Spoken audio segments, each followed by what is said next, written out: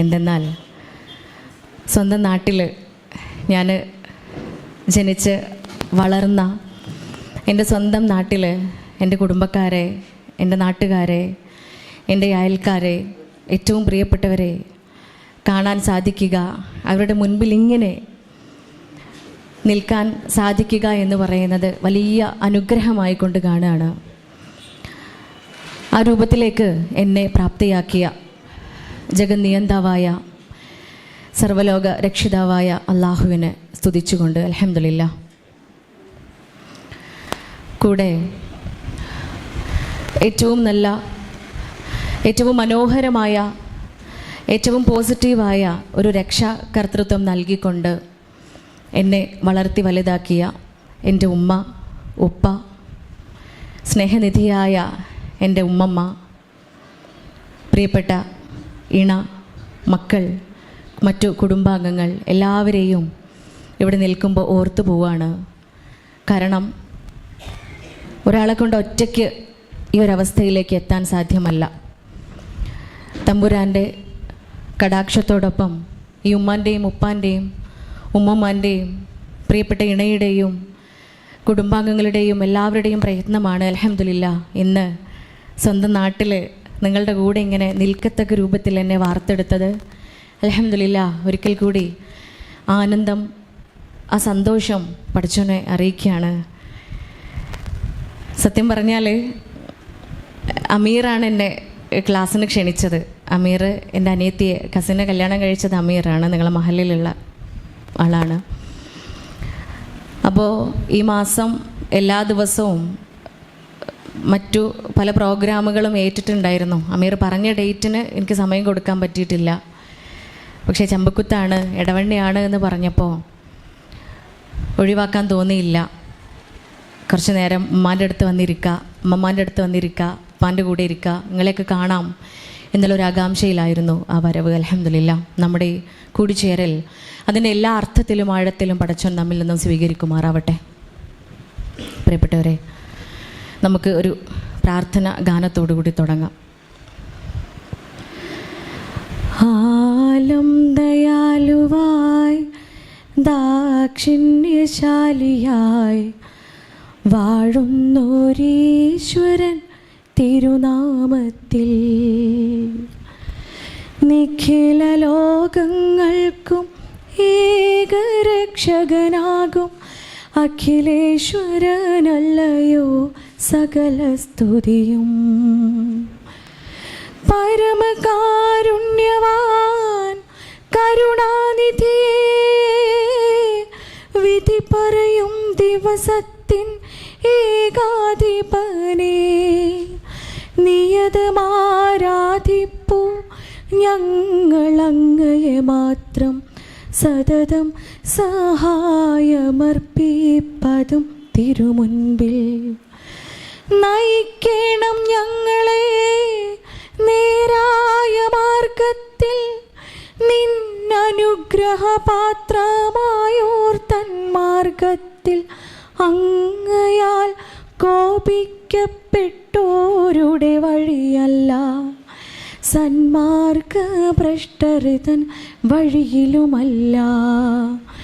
ആലം ദയാലുവായി ദാക്ഷിണ്യശാലിയായി വാഴുന്നൊരീശ്വരൻ തിരുനാമത്തിൽ.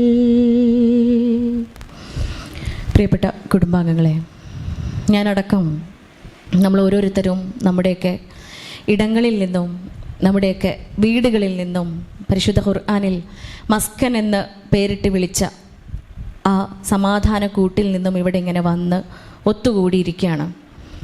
ഒരുപക്ഷെ ഇവിടെ നിന്നും കിട്ടുന്ന നന്മയുടെ വാക്കുകൾ എനിക്കും നിങ്ങൾക്കും ഇവിടെ നിന്നും ഈ കൂടിച്ചേരലെല്ലാം അവസാനിപ്പിച്ച് നമ്മുടെ ആ ഇടങ്ങളിലേക്ക് വീണ്ടും നമ്മൾ കൂടെ ഇറുന്ന സമയത്ത് ഈ ചുമരുകൾക്കുള്ളിൽ ഉപേക്ഷിക്കാതെ എനിക്കും നിങ്ങൾക്കും നമ്മുടെ ഹൃദയത്തിൽ കൊത്തിവെച്ചുകൊണ്ട് നമ്മുടെ കൂടെ കൂട്ടാനും നമ്മുടെ ജീവിതത്തിൻ്റെ ഭാഗമാക്കി മാറ്റുവാനും സർവശക്തൻ അനുഗ്രഹിക്കുമാറാവട്ടെ.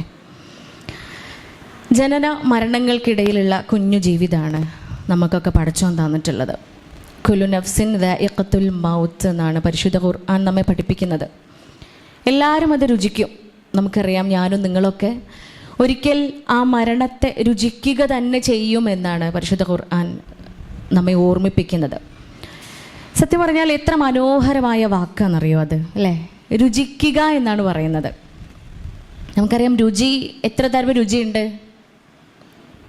രുചികൾ കുറേ ഇല്ലേ?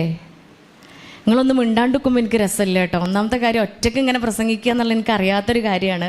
നമ്മളെല്ലാവരും കൂടെ ഒരുമിച്ചല്ലേ? കാരണം നിങ്ങൾക്ക് അറിയാത്തതായിക്കൊണ്ട് എനിക്കൊന്നും പറയാനില്ല.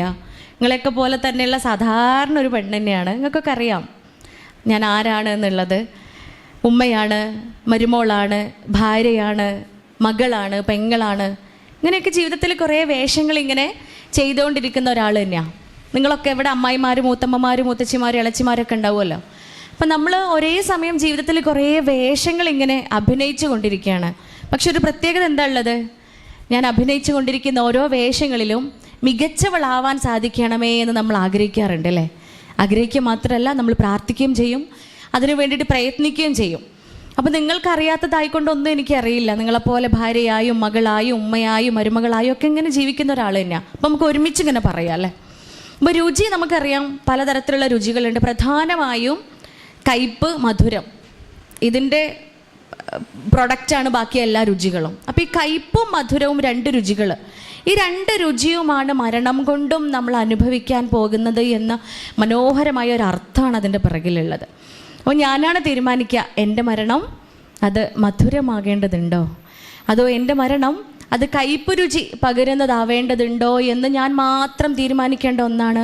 എനിക്ക് മാത്രം തീരുമാനിക്കാൻ കഴിയുന്ന ഒന്ന് തന്നെയാണ്. നമുക്കറിയാം പ്രിയപ്പെട്ട ഹബീബ് മുത്ത് മുഹമ്മദ് മുസ്തഫ സല്ലല്ലാഹു അലൈഹി വസല്ലം അദ്ദേഹം പറയുന്നുണ്ട്, മരണ വെപ്രാളത്തിലിരിക്കുന്ന സമയത്ത് 3 പേർക്ക് സഹിക്കാൻ കഴിയുന്നതിനേക്കാൾ വേദനയാണല്ലോ ഞാൻ അനുഭവിക്കുന്നത് എന്ന്. നമുക്കറിയാം അഷ്റഫുൽ ഖൽഖാണ്, സ്വർഗം വാഗ്ദാനം ചെയ്യപ്പെട്ട മഹത് വ്യക്തിയാണ്. എന്നിട്ട് പോലും 3 പേർക്ക് അനുഭവിക്കാൻ കഴിയുന്നതിനേക്കാളും വേദനയാണല്ലോ ഞാൻ അനുഭവിക്കുന്നത് എന്ന് പറയുമ്പോൾ നിസ്സാരക്കാരായ നമ്മൾ ആലോചിക്കണമല്ലേ? അത്രയൊന്നും വരാത്ത ഏറ്റവും നിസ്സാരമായ നമ്മൾ ആലോചിക്കണം, പഠിച്ചോനെ അപ്പം എനിക്കുള്ള വേദന എത്രയായിരിക്കും, ഞാൻ അനുഭവിക്കേണ്ടി വരുന്ന വേദന എത്രയായിരിക്കും എന്ന്. ആ വേദനയെ അത് മധുരമാക്കാൻ നമുക്ക് എങ്ങനെ ശ്രമിക്കാം, നമുക്ക് എന്തെല്ലാം ചെയ്യാൻ പറ്റുമെന്ന് പലപ്പോഴും ഞാൻ എൻ്റെ ക്ലിനിക്കിലെ അനുഭവങ്ങളുമായിട്ടൊക്കെ കണക്ട് ചെയ്ത് അതുമായിട്ടൊക്കെ ബന്ധപ്പെടുത്തി മനസ്സിൽ ഇങ്ങനെ ചിന്തിക്കാറുണ്ട്. നമുക്കറിയാം ആ ഒരു ജനന മരണത്തിനിടയിലുള്ള കുഞ്ഞു ജീവിതത്തിൽ നമ്മളൊക്കെ ആഗ്രഹിക്കുന്ന ഒരു കാര്യമുണ്ട്. എൻ്റെ ജീവിതം എപ്പോഴും എങ്ങനെയാവണം, നമ്മളെ ജീവിതം എപ്പോഴും എങ്ങനെയാവണം? സന്തോഷം, പിന്നെ സമാധാനം, പിന്നെ ചമ്പക്കുത്താരെ നമ്മളിങ്ങനെ ആവാൻ പാടുണ്ടോ? ഞാൻ സകല നാട്ടിലും പോയി കണ്ട് ഞങ്ങളെ ഇടവണ്ണ, ഞങ്ങളെ നിലമ്പൂരിൽ നിന്നൊക്കെ വീമ്പിളക്കണ ആളാ. അപ്പോൾ നിങ്ങളെന്നെ മാനം കെടുത്താൻ പാടില്ല, അല്ലേ? സ്വന്തം നാട്ടിൽ വന്നിട്ട് കണ്ടവിടെ വീഡിയോ ഒക്കെ എടുക്കേണ്ടത്, അതൊക്കെ മിക്കവാറും നാളെ മറ്റന്നാളൊക്കെ വരും. അപ്പോൾ ഞാൻ കാസർഗോഡും തിരുവനന്തപുരമൊക്കെ പോയി കണ്ട് ഞങ്ങളെ നിലമ്പൂരുകാർ, ഞങ്ങളെ ഇടവണ്ണക്കാർ എന്നൊക്കെ വീമ്പിളക്കുമ്പോൾ സ്വന്തം നാട്ടിൽ വന്നിട്ട് വീമ്പിളക്കാൻ പറ്റണ്ടേ? അതാണ്. അപ്പം എന്നെ മാനം കെടുത്തരുത്. നമ്മൾ കുറേ സന്തോഷവും സമാധാനവും സംതൃപ്തിയും ഒക്കെ ഉണ്ടാവണമെന്ന് ബേസിക്കലി ആഗ്രഹിക്കുന്ന ആളുകളാണ്. കുറേ പൈസയും കുറേ സമ്പത്തും സ്വത്തും മുതലും പേരും പ്രശസ്തിയും സ്ഥാനമാനങ്ങളൊന്നും ഉണ്ടായിട്ട് ബേസിക്കലി ഒരു കാര്യമില്ല, അല്ലേ?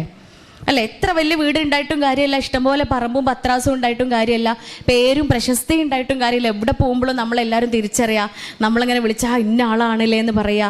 അതുപോലെ നാട്ടിൽ എന്ത് പ്രശ്നം ഉണ്ടെങ്കിലും ആ പ്രശ്നങ്ങളൊക്കെ ഇടപെട്ട് ഒത്തുതീർപ്പാക്കുന്ന ഒരാളായി മാറുക, അറിയപ്പെടുന്ന ഒരാളായി മാറുക. ഒരു കാര്യമില്ല എന്നാണ് ഞാൻ പലപ്പോഴും മനസ്സിലാക്കലേ. കാരണം അതൊക്കെ കഴിഞ്ഞ് ഈ ആരാൻ്റെ പ്രശ്നങ്ങളൊക്കെ ഒത്തു തീർപ്പാക്കി കൊടുത്ത് എല്ലാ പ്രശ്നങ്ങൾക്കും ഒടുവിൽ നമ്മൾ കയറി ചെല്ലുന്ന ഒരു ഇടമുണ്ട്. നേരത്തെ പറഞ്ഞ മസ്കൻ, എന്താ അതിൻ്റെ അർത്ഥം? മസ്കൻ എന്നുള്ള പേരിൻ്റെ അർത്ഥം എന്താണ്? ഭൂമിയിൽ ഏറ്റവും സമാധാനമുള്ള ഇടം എന്നാണ്. സമാധാനമുള്ള ഇടം എന്നല്ല കേട്ടോ, ഏറ്റവും സമാധാനമുള്ള ഇടം. അപ്പോൾ അവിടെ കയറി ചെല്ലുമ്പോൾ ആ ഏറ്റവും സമാധാനം നമുക്ക് അവിടെ നിന്ന് കിട്ടണം. കൂടുമ്പോൾ ഇമ്പം പകരുന്ന ആ ഇടത്ത് നിന്നും ഏറ്റവും സമാധാനം നമുക്ക് ലഭിക്കുന്നുണ്ട് എങ്കിൽ 10 മണിക്ക് കിടന്നുറങ്ങിയാൽ, കിടന്നു കഴിഞ്ഞാൽ 10:30 ആകുമ്പോഴത്തേന് അല്ലെങ്കിൽ 10:15 ആകുമ്പോഴത്തേന് ഉറക്കത്തിലേക്ക് വീഴാൻ നമുക്ക് പറ്റുന്നുണ്ട് എങ്കിൽ വിത്തൗട്ട് ആൻറ്റി ഡിപ്രസൻസ്, ഉറക്ക ഗുളികയും അല്ലെങ്കിൽ പിന്നെ ആൻറ്റി ഡിപ്രസൻസും കഴിക്കാതെ മരുന്നിൻ്റെ സഹായം ഇല്ലാതെ ഉറക്കത്തിലേക്ക് പോകാൻ നമുക്കൊക്കെ പറ്റുന്നുണ്ട് എന്നുണ്ടെങ്കിൽ സേ അൽഹംദുലില്ലാ. ഇവിടെ നമ്മൾ അൽഹംദുലില്ലാ എന്ന് പറയാൻ പഠിക്കണം. അതുതന്നെയാണ് എൻ്റെ സമാധാനക്കൂട്. നമ്മളെ ലോകത്തെ ഏറ്റവും ഭംഗിയുള്ള ഏറ്റവും സുഖ സൗകര്യങ്ങളുള്ള റിസോർട്ടിൽ കൊണ്ടുപോയി ഇട്ടിട്ടും കാര്യമില്ല. കൂടണയാൻ ആവുമ്പോൾ രാത്രി ഇങ്ങനെ മങ്ങി വരുമ്പോൾ അല്ലേ, രാത്രി ഇങ്ങനെ കയറി വരുമ്പോൾ നമ്മളൊക്കെ ആഗ്രഹിക്കുന്ന ഒന്നുണ്ട്, എന്ത്? പുരേ പോകണം. എവിടെ കൊണ്ടുപോയിട്ടിട്ടും കാര്യമില്ല, പുരേക്കെത്തിയാൽ, വീട്ടിലെത്തിയാൽ അങ്ങനെ ആഗ്രഹിക്കുന്ന ആളാണ് ഞാൻ എങ്കിൽ എനിക്ക് അൽഹംദുലില്ലാ എന്ന് പറയാൻ പറ്റും. കാരണം എൻ്റെ വീട് മസ്കനായി മാറിയിട്ടുണ്ട്. വീടിന് എല്ലാ ഭാഷയിലും അതിനായിട്ട് അർത്ഥം കൊടുക്കുന്നത്. ഇംഗ്ലീഷ് ഭാഷയിൽ ഹോം എന്നാണ് പറയുക. Home is A miniature form of heaven എന്നാണ് പറയുന്നത്. It's A miniature form of heaven. സ്വർഗത്തിൻ്റെ കുഞ്ഞു രൂപമാണ് വീട്. അപ്പം നമ്മളൊക്കെ ഇങ്ങനെ നെഞ്ചത്ത് കൈവച്ച് ആലോചിക്കണം, എൻ്റെ പോലെ അങ്ങനെയാണോ, എൻ്റെ വീട് അങ്ങനെയൊക്കെയാണോ? നമുക്ക് പഠിച്ചോൻ തന്ന ഈ അനുഗ്രഹങ്ങളൊക്കെ എന്തോരം അനുഗ്രഹങ്ങൾ റബ്ബ് തന്നിട്ടുണ്ട്. ഒന്നാലോചിച്ച് നോക്കി. എന്നും രാത്രി കിടന്നുറങ്ങുന്നതിൻ്റെ മുമ്പേ ഇല്ലായ്മകളെ കുറിച്ച് ആലോചിച്ച് നമ്മളെപ്പോഴും വിഷമിക്കുക. ഒരു മനുഷ്യന് നിരാശയാകുന്നത് ഇല്ലാത്തതിനെ കുറിച്ച് ആലോചിക്കുമ്പോഴാണ്. ഓക്കുള്ളത് എനിക്കില്ലല്ലോ, ഓനുള്ളത് എനിക്കില്ലല്ലോ, മറ്റോക്കതില്ലേ, അല്ലെങ്കിൽ ഓനതില്ലേ, അത് എനിക്കില്ലല്ലോ എന്നതിനെ കുറിച്ച് ആലോചിക്കുമ്പോഴാണ് പലപ്പോഴും നമ്മൾ നിരാശരാവുന്നത്. മറിച്ച് എനിക്ക് എന്തൊക്കെ പഠിച്ചോൻ തന്നിട്ടുണ്ട്, എന്തെല്ലാം അനുഗ്രഹങ്ങൾ റബ്ബ് തന്നിട്ടുണ്ട് എന്നതിനെക്കുറിച്ച് ആലോചിക്കുന്ന സമയത്ത് നമുക്ക് പഠിച്ചവനോട് ശുക്ർ പറയാൻ തോന്നും. അൽഹംദുലില്ലാ, ഈ ശ്വസിക്കുന്ന ഓക്സിജന് പോലും നമ്മളൊരു വാടകയും കൊടുക്കണില്ല. ആലോചിച്ച് നോക്കി, ഒരു മിനിറ്റിൽ എത്ര തവണ നമ്മൾ ബ്രീത്ത് ചെയ്യണുണ്ട്, എത്ര തവണ നമ്മൾ ശ്വസിക്കുന്നുണ്ട്. എണ്ണ ആർക്കെങ്കിലും അറിയോ? കറക്റ്റ് എണ്ണം ആർക്കെങ്കിലും അറിയോ? അറിയില്ല അല്ലേ? ഒരു മിനിറ്റിൽ നമ്മൾ എത്ര തവണ ശ്വസിക്കുന്നുണ്ട്, എന്ന് മുതൽ നമ്മൾ ശ്വസിക്കാൻ തുടങ്ങിയിട്ടുണ്ട്? 33 കഴിഞ്ഞ് 34 റണ്ണിങ്ങാ, ഓടിക്കൊണ്ടിരിക്കുക. 34 കൊല്ലമായിട്ട് ഞാൻ ശ്വസിച്ചുകൊണ്ടിരിക്കുക അല്ലേ? അപ്പോൾ ഇതിൽ ഒരുപക്ഷെ 34-ലും കുറവുള്ളവരും കൂടുതലുള്ളവരൊക്കെ ഉണ്ടാവും. പ്രിയപ്പെട്ടവർ, അത്രയേറെ വർഷങ്ങളായിട്ട് നമ്മൾ ശ്വസിച്ചുകൊണ്ടിരിക്കുകയാണ്. ഉമ്മാൻ്റെ ഗർഭപാത്രത്തിൽ നിന്നും പുറത്ത് വന്ന നിമിഷം മുതൽ ഞാൻ തുടങ്ങിയതാണ് എൻ്റെ ശ്വസന പ്രക്രിയ. എൻ്റെ ശ്വാസകോശം അന്ന് മുതൽ ചലിക്കാൻ തുടങ്ങിയിട്ടുണ്ട്. ഇതൊരു മിനിറ്റ്, എത്ര മിനിറ്റുകൾ നമ്മൾ കടന്നുപോയി ഇല്ലൊന്ന് കൂട്ടിയോ നിങ്ങൾ? എത്ര മിനിറ്റുകൾ എൻ്റെ ജീവിതത്തിലൂടെ കടന്നുപോയി. ഒരു മിനിറ്റിലെ കാര്യമല്ല ഞാൻ ചോദിച്ചത്. ഒരു മിനിറ്റിൽ എത്ര തവണ നമ്മൾ ശ്വസിക്കുന്നുണ്ട്? ആരെങ്കിലും എണ്ണിയിട്ടുണ്ടോ? 18 തവണ, 16 മുതൽ 18 തവണയാണ് ഒരു മിനിറ്റിൽ നമ്മൾ ശ്വസിക്കുക. അതിൽ കൂടുതലോ കുറവോ ആയി കഴിഞ്ഞാൽ ആ ശ്വാസകോശ അബ്നോർമാലിറ്റി വന്നിട്ടുണ്ട്, അബ്നോർമലാണ്, രോഗാവസ്ഥയാണ് എന്ന് പറയും മെഡിക്കൽ സയൻസ്. അപ്പോൾ ഈ 16-നും 18-നും ഇടയിൽ ശ്വസിക്കുന്ന ശ്വസന വ്യവസ്ഥയെ നമ്മളാരും അറിയാറില്ല. എണ്ണി നോക്കിയിരുന്നെങ്കിൽ ഇവിടെ ഈ ചോദ്യത്തിന് ഉത്തരം എല്ലാവർക്കും പറയാൻ പറ്റുമായിരുന്നു അല്ലേ? നമ്മളുടെ അറിവോട് കൂടിയിട്ടാണ് പഠിച്ചോനെ ഓക്സിജൻ എടുക്കട്ടെ അല്ലേ, അറിഞ്ഞൊന്ന് എടുത്തോക്കണേ എല്ലാവരും. പഠിച്ചോനെ കാർബൺ ഡൈ ഓക്സൈഡ് വിടണമല്ലോ, ഇതുള്ളിൽ നിർത്താൻ പറ്റും ഇയാളെ ഇല്ലേ? ഓക്സിജൻ ഉള്ളിലേക്ക് കൊടുത്ത് പുറത്തൊക്കെ ഒരാൾ പറഞ്ഞേക്കണ്ടല്ലോ, അയാളുടെ പേരാണ് കാർബൺ ഡൈ ഓക്സൈഡ്.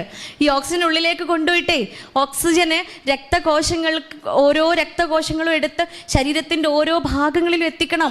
തലച്ചോറ് മുതൽ പെരുവിരൽ വരെയുള്ള ഓരോ സെല്ലുകളിലും ഓരോ കോശങ്ങളിലും ഈ ഓക്സിജൻ എത്തിക്കണം. ഈ എത്തിക്കുന്ന ഡ്യൂട്ടി ചെയ്യുന്ന ആളാണ് ബ്ലഡ്. ട്രാൻസ്പോർട്ടിങ് ഏജൻ്റാണ് രക്തം. ആ റോഡ് മാർഗത്തിലൂടെ രക്തം ഈ ഓക്സിജനെ കൊണ്ടുപോയി ഓരോ സെല്ലുകളിലും എത്തിക്കും. പോരാ, പണി കഴിഞ്ഞിട്ടില്ല. ഇത് എത്തിച്ച് ഓക്സിജൻ അങ്ങോട്ട് അബ്സോർബ് ചെയ്ത് ഓരോ സെല്ലിൻ്റെ ഉള്ളിലും നടന്ന ഉപാപചയ പ്രവർത്തനത്തിൻ്റെ ഭാഗമായിട്ട് കാർബൺ ഡൈ ഓക്സൈഡ് ഉണ്ടായിട്ടുണ്ടാവും. മൂപ്പരെ തിരിച്ചെടുത്തിട്ട് ഇങ്ങോട്ട് പുറത്തേക്ക് കൊടുക്കുകയും വേണം. കുറച്ച് നേരം ഒന്ന് പിടിച്ചു നോക്കാണീ പറ്റുമോ? കഴിയൂല അല്ലേ? പക്ഷെ നമ്മൾ ആരെങ്കിലും റബ്ബേ ഓക്സിജനെ ഉള്ളിലേക്ക് എടുത്ത് പുറത്തേക്ക് കാർബൺ ഡൈ ഓക്സൈഡിനെ വിടണമല്ലോ എന്ന് ചിന്തിച്ചിരിക്കലുണ്ടോ? ഇല്ല. അത് സ്വാഭാവികമായും നടക്കുന്നൊരു പ്രവർത്തനമാണ്. ഉമ്മാൻ്റെ ഗർഭപാത്രത്തിൽ ഇരിക്കുന്നന്ന് തുടങ്ങിയത് ഹൃദയം ഇടിക്കാൻ. ഇപ്പോഴും ഇടിക്കുന്നുണ്ട് അൽഹംദുലില്ലാ അല്ലേ? തൊട്ടോക്കണ എല്ലാവരും. ഒരു മിനിറ്റിൽ എത്ര തവണ ഇടിക്കുന്നുണ്ട്? 72 തവണ ഒരു മിനിറ്റിൽ നമ്മളെ ഹൃദയം ഇങ്ങനെ ഇടിച്ചോണ്ടിരിക്കുക. ആ ഹൃദയവും ആ ശ്വാസകോശവും ഒരു വാടകയും കൊടുക്കാതെ 10 പൈസ ചെലവില്ലാതെ നമ്മളിങ്ങനെ ശ്വസിച്ചുകൊണ്ടിരിക്കുമ്പോൾ കുറച്ച് വർഷങ്ങൾക്ക് മുമ്പേ ഇപ്പറഞ്ഞ ഓക്സിജന് നമ്മൾ വാടക കൊടുത്തൊരു സമയം ഉണ്ടായിരുന്നു അല്ലേ? അത് കഴിഞ്ഞപ്പോൾ നമ്മൾ അതൊക്കെ അങ്ങോട്ട് മറന്നു. കൊറോണ കാലത്ത് ഒരു മിനിറ്റ് ശ്വസിക്കാൻ 1000-ങ്ങളും 10,000-ങ്ങളും കൊടുത്ത സാഹചര്യങ്ങളിലൂടെ കടന്നുപോയവരാണ് നമ്മളൊക്കെ. നമ്മുടെ ഉള്ളിലുള്ള കിഡ്നി ഉണ്ട്. ഈ കിഡ്നി ഒരു മിനിറ്റിൽ 5-5.5 ലിറ്റർ വരുന്ന രക്തത്തെ ശുദ്ധീകരിച്ചുകൊണ്ടിരിക്കുക. എല്ലാം വാരി വലിച്ച് കഴിക്കാനുള്ള സാഹചര്യം നമുക്കുണ്ട്. എന്തും നമ്മൾ കഴിക്കും. ഇന്നത് മാത്രം കഴിക്കരുത് എന്നുള്ളത് നിബന്ധനയുണ്ട് എങ്കിലും നമ്മളൊക്കെ കഴിക്കും. പക്ഷെ ഈ കഴിക്കുന്നതിലുള്ള എല്ലാ ടോക്സിക് മെറ്റീരിയൽസും അതിലുള്ള വിഷപദാർത്ഥങ്ങളും ആവശ്യമുള്ളതിനെ മാത്രം കൊടുത്ത് ആവശ്യമില്ലാത്തതിനെയൊക്കെ തിരിച്ചെടുത്തുകൊണ്ട് വേണ്ടതൊക്കെ സ്റ്റോർ ചെയ്ത് വെക്കുക എന്ന് പറയുന്ന പ്രവൃത്തി ചെയ്യുന്നത് കിഡ്നിയാണ്. ആ കിഡ്നി ഒന്ന് പണി മുടക്കിയാൽ നിങ്ങൾ ആലോചിച്ച് നോക്കി. ഓരോ ദിവസവും നമ്മൾ ഓടണം അല്ലേ? മെഷീൻക്ക് കൊടുക്കണം രക്തം. ആ മെഷീനാണ് അത് മുഴുവൻ ഫിൽട്ടർ ചെയ്യുക, അത് മുഴുവൻ ശുദ്ധീകരിക്കുക, അതങ്ങ് ശരീരത്തിൻ്റെ ഉള്ളിലേക്ക് കയറ്റണം. ആലോചിച്ച് നോക്കി. അപ്പം നമ്മൾ ആലോചിക്കും, പഠിച്ചോനെ അൽഹംദുലില്ലാ. പ്രിയപ്പെട്ടവരെ, ആ നിമിഷത്തിലേക്ക് കാത്തിരിക്കരുത്. നടന്നു പോകുന്ന ആൾ സൈക്കിളില്ലല്ലോ എന്നും, സൈക്കിളുള്ള ആൾ ബൈക്കില്ലല്ലോ എന്നും, ബൈക്കുള്ള ആൾ കാറില്ലല്ലോ എന്നും, കാറുള്ള ആൾ ഏറ്റവും മികച്ച കാറില്ലല്ലോ എന്നും ഗദ്ഗതം പറയുമ്പോൾ നമ്മൾ ആലോചിക്കുക, പഠിച്ചോൻ എനിക്ക് എന്തൊക്കെ തന്നിട്ടുണ്ട്. ആ തന്നതുകളെ കുറിച്ച് ശുക്ർ പറയാനുള്ള മനസ്സാണ് സമാധാനവും സ്വസ്ഥതയും സംതൃപ്തിയും എന്ന് പറയുന്നത്. എന്താ ബർക്കത്ത് എന്ന് വെച്ചാൽ എന്താ? നമ്മൾ ചിലപ്പം പറയില്ലേ, ഓന് ഭയങ്കര ബർക്കത്താണ്, അല്ലെങ്കിൽ ഓക്ക് ഭയങ്കര ബർക്കത്താണ്. എന്താ ഈ ബർക്കത്ത്? ഒരു ബിസിനസ്സൊക്കെ തുടങ്ങി, അത് ഭയങ്കര ഉയരങ്ങളിലെത്തി, കുറേ പൈസ കയ്യിൽ നിന്ന് കിട്ടി, അതാണോ ബർക്കത്ത്? ആണോ?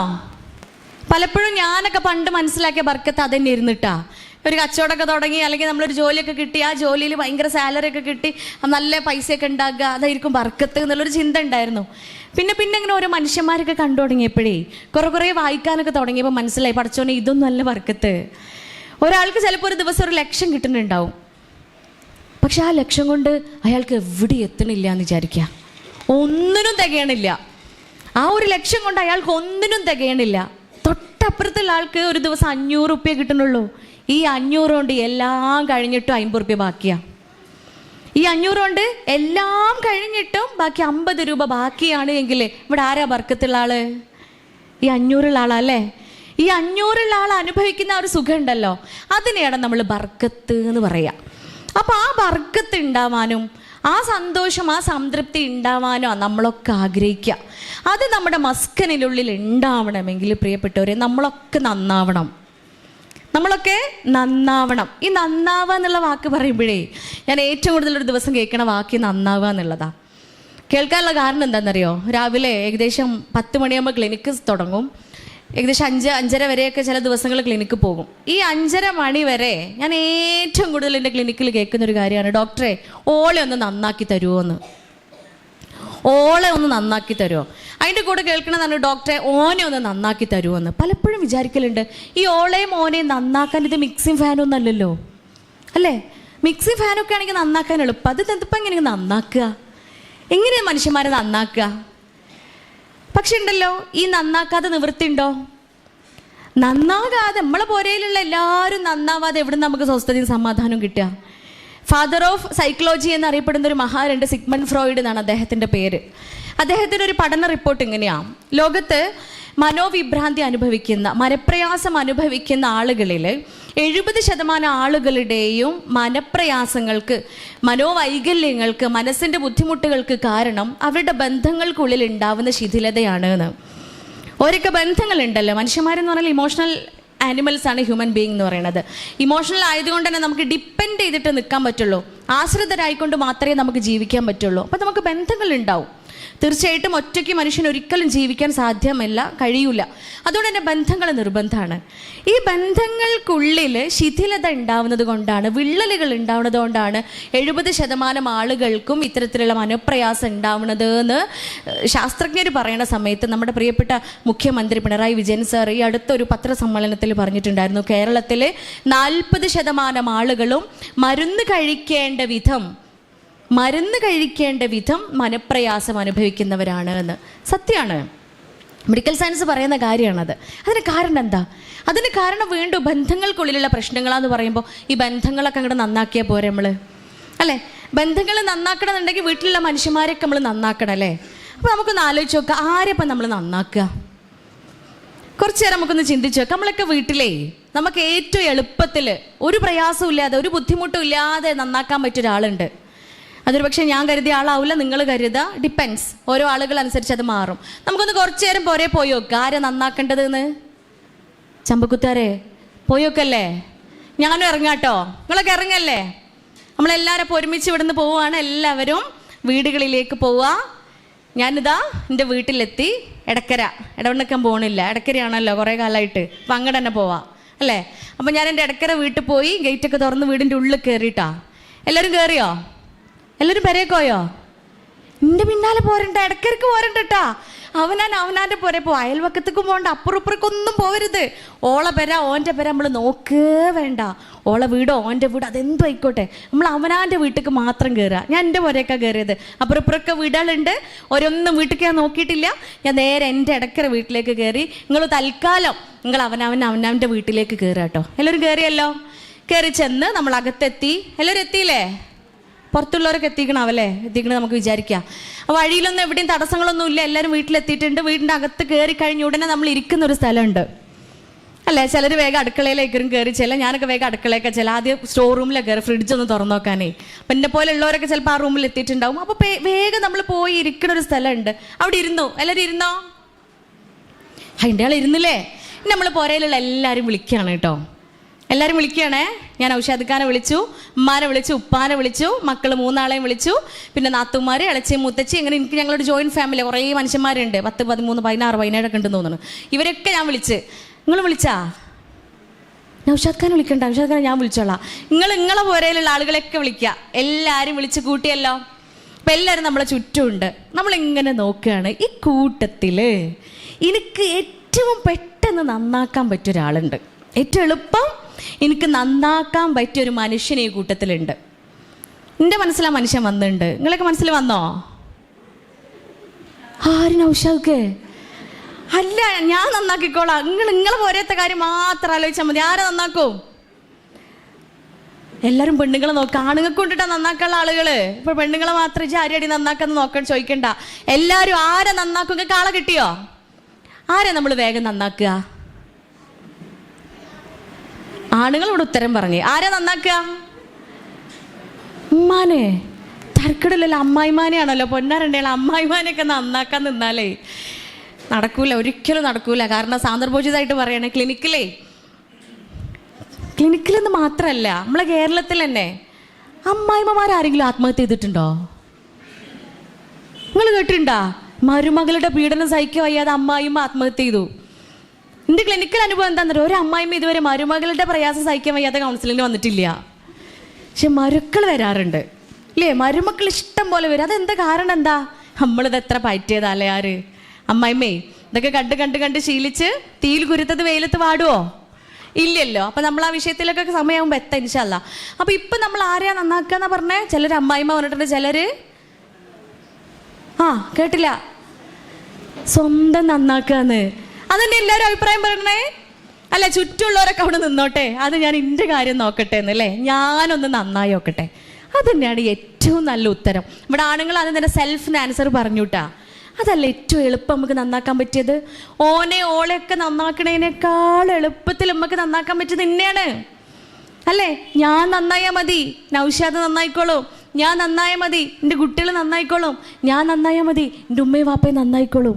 ഞാൻ നന്നായാൽ മതി, എൻ്റെ വീട് മുഴുവൻ നന്നായിക്കോളും.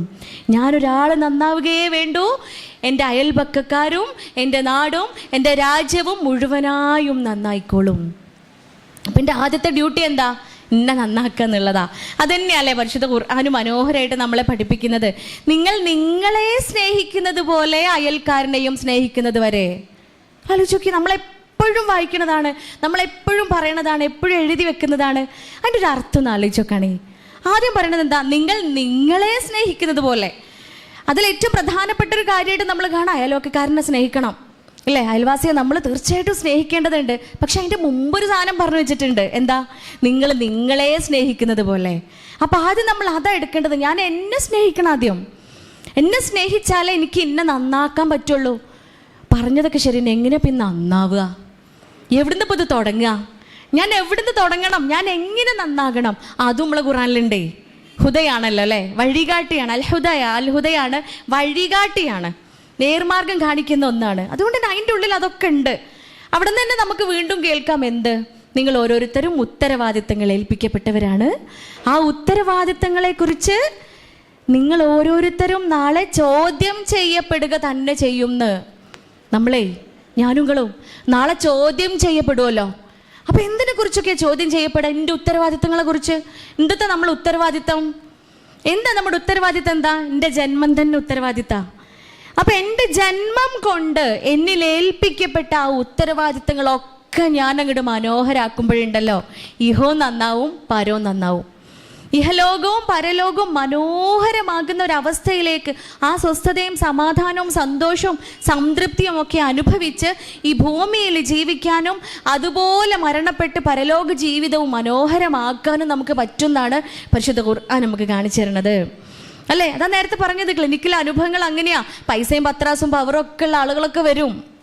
എന്തിനാ? മുട്ടുവേദനക്കും കഴുത്തുവേദനക്കും കഷായം കുടിക്കാനല്ല, കൗൺസിലിങ്ങിനെ, മനസ്സിൻ്റെ ഉള്ളിലത്തെ വേദന തീർക്കാൻ, മനസ്സിൻ്റെ ഉള്ളിലത്തെ പ്രയാസം തീർക്കാൻ. എന്തിത്തെ പൈസ കൊണ്ട് തീർക്കാൻ പറ്റണില്ലേ? സ്ഥാനമാനങ്ങളും പേരും പ്രശസ്തിയൊക്കെ ഇല്ലേ, അതുകൊണ്ട് തീർക്കാൻ പറ്റണില്ലേ? പറ്റൂല പ്രിയപ്പെട്ടവരെ. അതിന് ബന്ധങ്ങൾ ഊഷ്മളമാവേണ്ടതുണ്ട്.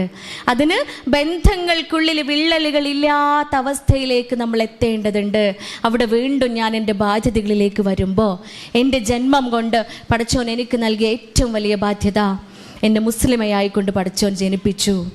ഒരു മുസ്ലിമയായിക്കൊണ്ട് ഏക ഇലാഹായ ദൈവത്തിൽ വിശ്വസിക്കത്തക്ക രൂപത്തിൽ എന്നെ ജനിപ്പിച്ചു. എൻ്റെ ബാധ്യതയാണ്.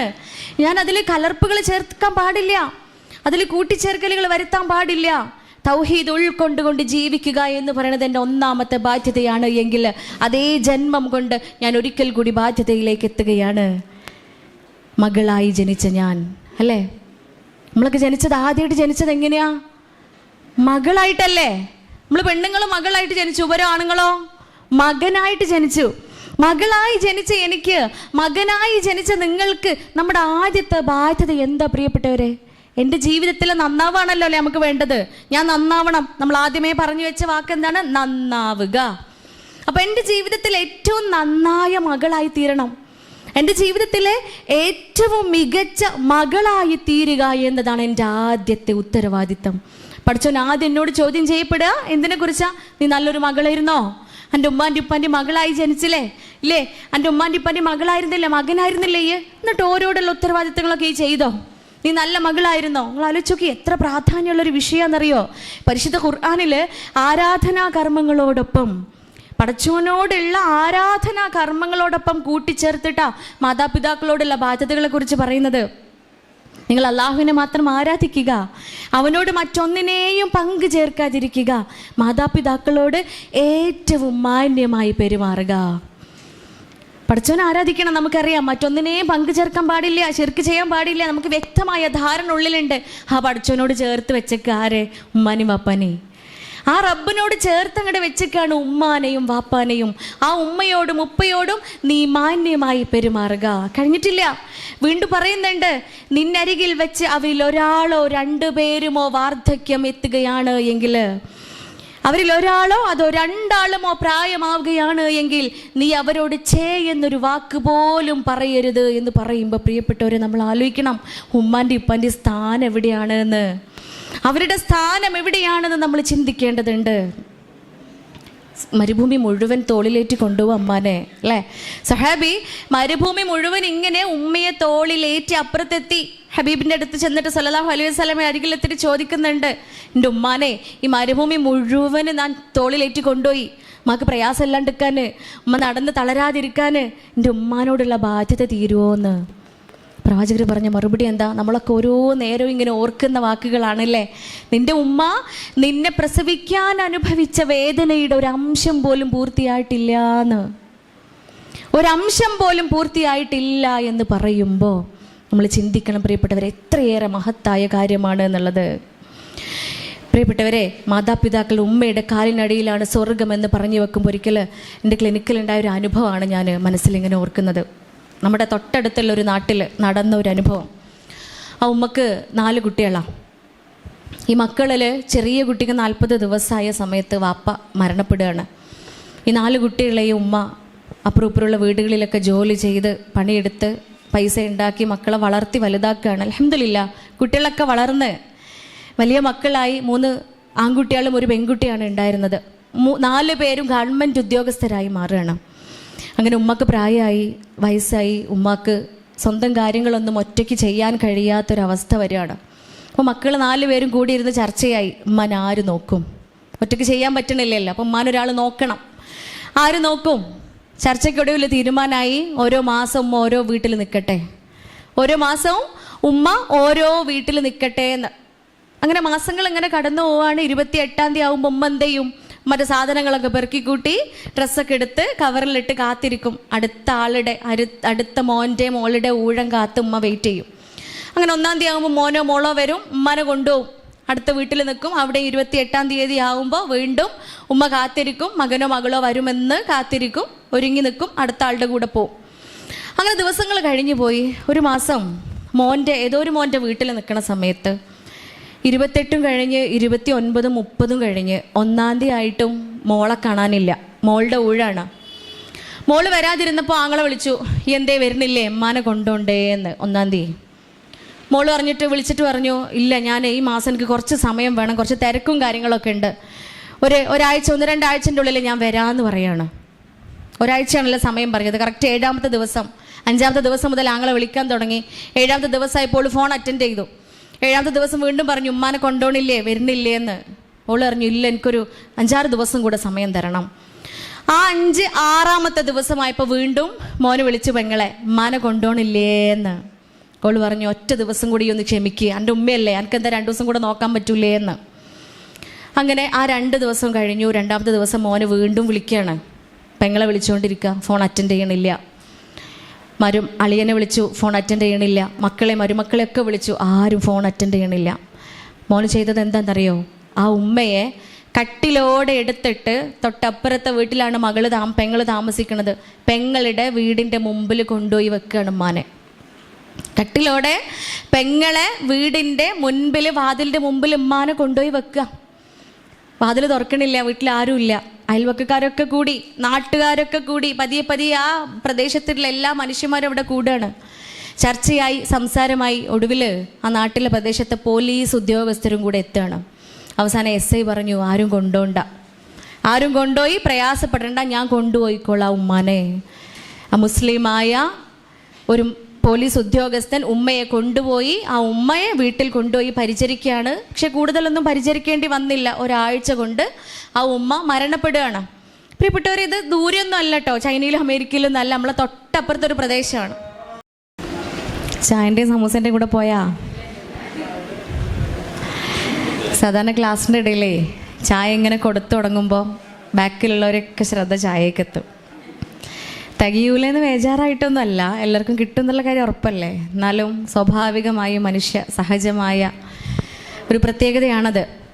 അപ്പം അതുകൊണ്ട് ഇവിടെ നിങ്ങളുടെ സംഘാടകർ വളരെ മനോഹരമായിട്ട് അവരുടെ ചായ കൂടെയൊക്കെ കഴിഞ്ഞോട്ടെ, എന്നിട്ട് ക്ലാസ് എടുക്കാം എന്ന ഒരു പ്രഖ്യാപനം നേരത്തെ അറിയിച്ചത് കൊണ്ട് അൽഹംദുലില്ലാ. പ്രിയപ്പെട്ടവരെ, കുറച്ച് എനർജിയൊക്കെ കിട്ടിയല്ലോ അല്ലേ? കുറച്ച് ഷുഗറൊക്കെ ശരീരത്തിലെത്തി, പ്രോട്ടീനൊക്കെ എത്തി. സമൂസ ചിക്കനായിരുന്നോ വെജായിരുന്നോ? നോക്കിയിട്ടില്ലേ? തമ്പുരാനെ എന്താ തിന്നതെന്ന് നിങ്ങൾക്ക് അറിയില്ലേ? തിന്ന സാധനം കണ്ടന്റ് എന്തായിരുന്നു അതിൻ്റെ ഉള്ളില്? വെജാ ചിക്കനാ അല്ലേ? അപ്പോൾ ഡെഫിനറ്റ്ലി ഇറ്റ്സ് പ്രോട്ടീൻ. അപ്പോൾ പ്രോട്ടീനും മധുരം ഉണ്ടായിരുന്നില്ലേ? ചായ പാൽ ചായയാണ്. പാലിൽ പിന്നെ പാലിൻ്റെ വൈറ്റമിൻസും മിനറൽസും ഒക്കെ ഉണ്ട്, പിന്നെ ഷുഗർ ഉണ്ട്, ഗ്ലൂക്കോസൊക്കെ എത്തി. അപ്പോൾ എനർജി ആയി, നിങ്ങൾക്കുള്ളതായി. ഒരു 10-11 മണി വരെ ഇരിക്കാനുള്ളതായില്ലേ? നമുക്ക് ധൈര്യമായിട്ട് പറയാമല്ലോ അല്ലേ? പ്രിയപ്പെട്ടവരെ, പഴുത്തില കൊഴിഞ്ഞ് ചാടുന്നത് കണ്ട് പച്ചില സന്തോഷിക്കേണ്ടതില്ല എന്ന വലിയൊരു പാഠമാണ് നമ്മളിവിടെ കണ്ടത്. ഉമ്മ കഷ്ടപ്പെട്ട് വളർത്തി വലുതാക്കി, വാപ്പ അതിലേറെ പ്രയാസപ്പെട്ട് ചോര നീരാക്കി അധ്വാനിച്ച് ഒക്കെ വളർത്തി വലുതാക്കി, നമ്മളൊക്കെ ചിറകൊക്കെ വെച്ച് ഇങ്ങനെ പറക്കാനാവുമ്പോഴത്തേനേ ഉമ്മാനോടും ഉപ്പാനോടും ഹൈ എന്നൊരു വാക്ക് പോലും പറയരുത് എന്നാണ് ഖുറാൻ പറഞ്ഞിരുന്നത് അല്ലേ? എന്നുള്ളത് നമ്മളെ മലപ്പുറത്തേക്ക് ഇങ്ങോട്ട് കൊണ്ടുവരുമ്പോഴത്തേന് ഹൈ എന്നുള്ളൊരു വാക്കിലാണ് എത്തുക. എന്നൊരു വാക്ക് പോലും ഉമ്മാനോടും ഉപ്പാനോടും പറയരുത് എന്ന് പറയുന്നതിൻ്റെ അർത്ഥം പലപ്പോഴും നമ്മളൊക്കെ ഹൈ എന്താ അമ്മ, ഹൈ എന്താ നിങ്ങള് എന്നുള്ളൊരു വാക്ക് പോലും അവരുടെ അടുത്ത് പറയരുത് എന്ന് പറയുമ്പോൾ അതിൽ ഭയങ്കര മനോഹരമായുള്ളൊരു അർത്ഥം കൂടെ അതിൻ്റെ ഉള്ളിലുണ്ട്. പ്രായമാവാണ്, ഒരു പക്ഷേ എന്ന് പറയത്തക്ക രൂപത്തിൽ അവർ പെരുമാറും. കാരണം പ്രായമാവുമ്പോൾ 6ഉം 60ഉം ഒരുപോലെയാണ് എന്ന് എവിടെയോ വായിച്ചത് ഓർക്കുക. 6ഉം 60ഉം ഒരുപോലെയാ. 6 വയസ്സായ കുട്ടി കാണിക്കുന്ന കുരുത്തക്കേടുകൾ, ഒരു പക്ഷേ സംസാരത്തിൽ അപക്വത, ഇതൊക്കെ 60ലും കാണിച്ചേക്കാം. എന്ന് വീട്ടിലുള്ളവരെ കൊണ്ട് പറയത്തക്ക രൂപത്തിൽ അവരുടെ ഭാഗത്തുനിന്ന് പ്രവർത്തികൾ ഉണ്ടായേക്കാം. എന്നാലും നീ എന്ന് പറയരുതെന്ന് പറയുമ്പോൾ പ്രായമാകുമ്പോൾ ശരീരത്തിന് മാത്രമല്ല, എല്ലിനും പല്ലിനും മാത്രമല്ല തേയ്മാനം സംഭവിക്കുക, മനസ്സിനും തലച്ചോറിനും ഒക്കെ ഡീജനറേഷൻ സംഭവിക്കുന്നുണ്ട്, തേയ്മാനം സംഭവിക്കുന്നുണ്ട്, ബുദ്ധിക്ക് തേയ്മാനം സംഭവിക്കുന്നുണ്ട്. അതിൻ്റെ ഭാഗമായിട്ട് ഒരു പക്ഷേ എത്ര ചെയ്തു കൊടുത്താലും എനിക്കൊന്നും കിട്ടുന്നില്ല, എനിക്കൊന്നും ലഭിക്കുന്നില്ല, ഞാനിവിടെ സംതൃപ്തനല്ല, ഞാനിവിടെ സംതൃപ്തയല്ല എന്നിങ്ങനെ ഗദ്ഗദം പറയും ഉമ്മയും വാപ്പയും. പക്ഷേ അവരിൽ ഒരാളോ രണ്ടുപേരുമോ നിന്റെ അരികിൽ നിന്നും പ്രായമാവുകയും നീ സംരക്ഷിച്ച് അവരെ പരിചരിച്ച് സ്നേഹത്തോടെ അവരെ പരിപാലിച്ച് നിന്നിൽ നിന്നും അവർ മരണപ്പെട്ടു പോവുകയാണ് എങ്കിൽ എനിക്കൊന്നും കിട്ടാൻ പോണ ചില്ലറ സാധന സ്വർഗം അല്ലേ? സ്വർഗം നമുക്ക് കിട്ടാൻ പോണത്. അപ്പം ആ സ്വർഗത്തിന് വേണ്ടിയിട്ട് പ്രയത്നിക്കുന്നവരാണ് നമ്മളൊക്കെ. ഉവൈസൽ ഖർണി എന്നറിയപ്പെടുന്ന റഹിമഹുല്ല ഒരു താബിഈ ഉണ്ടായിരുന്നു. പ്രവാചകൻ കരീം സല്ലല്ലാഹു അലൈഹി വസല്ലമയുടെ കാലഘട്ടത്തിൽ ജീവിച്ചിരുന്ന താബിഈയാണ്. പക്ഷേ അദ്ദേഹം ഒരിക്കൽ പോലും പ്രവാചകരെ കണ്ടിട്ടില്ല പോലും. ഒന്ന് ആലോചിച്ച് നോക്കി. റസൂൽ കരീം സല്ലല്ലാഹു അലൈഹി വസല്ലമയുടെ കാലഘട്ടത്തിൽ അതേ നാട്ടിൽ ജീവിച്ചിരുന്നൊരു താബിഈയാണ്, പ്രമുഖനായ താബിഈയാണ് ഉവൈസൽ ഖർണി. എന്നിട്ട് അദ്ദേഹം പ്രവാചകർ ഒരിക്കൽ പോലും കണ്ടിട്ടില്ല എന്ന്. നമ്മളൊക്കെ പലപ്പോഴും ആലോചിക്കലുണ്ടല്ലേ, പഠിച്ചോനെ അന്ന് ജീവിച്ചിരുന്നെങ്കിൽ എന്ന്. ഞാൻ ആലോചിക്കുന്നൊരു കാര്യമാണ് എപ്പോഴും, അന്നൊക്കെ ജീവിക്കാൻ പറ്റിയിരുന്നെങ്കിൽ എത്ര ഭാഗ്യമായിരുന്നു.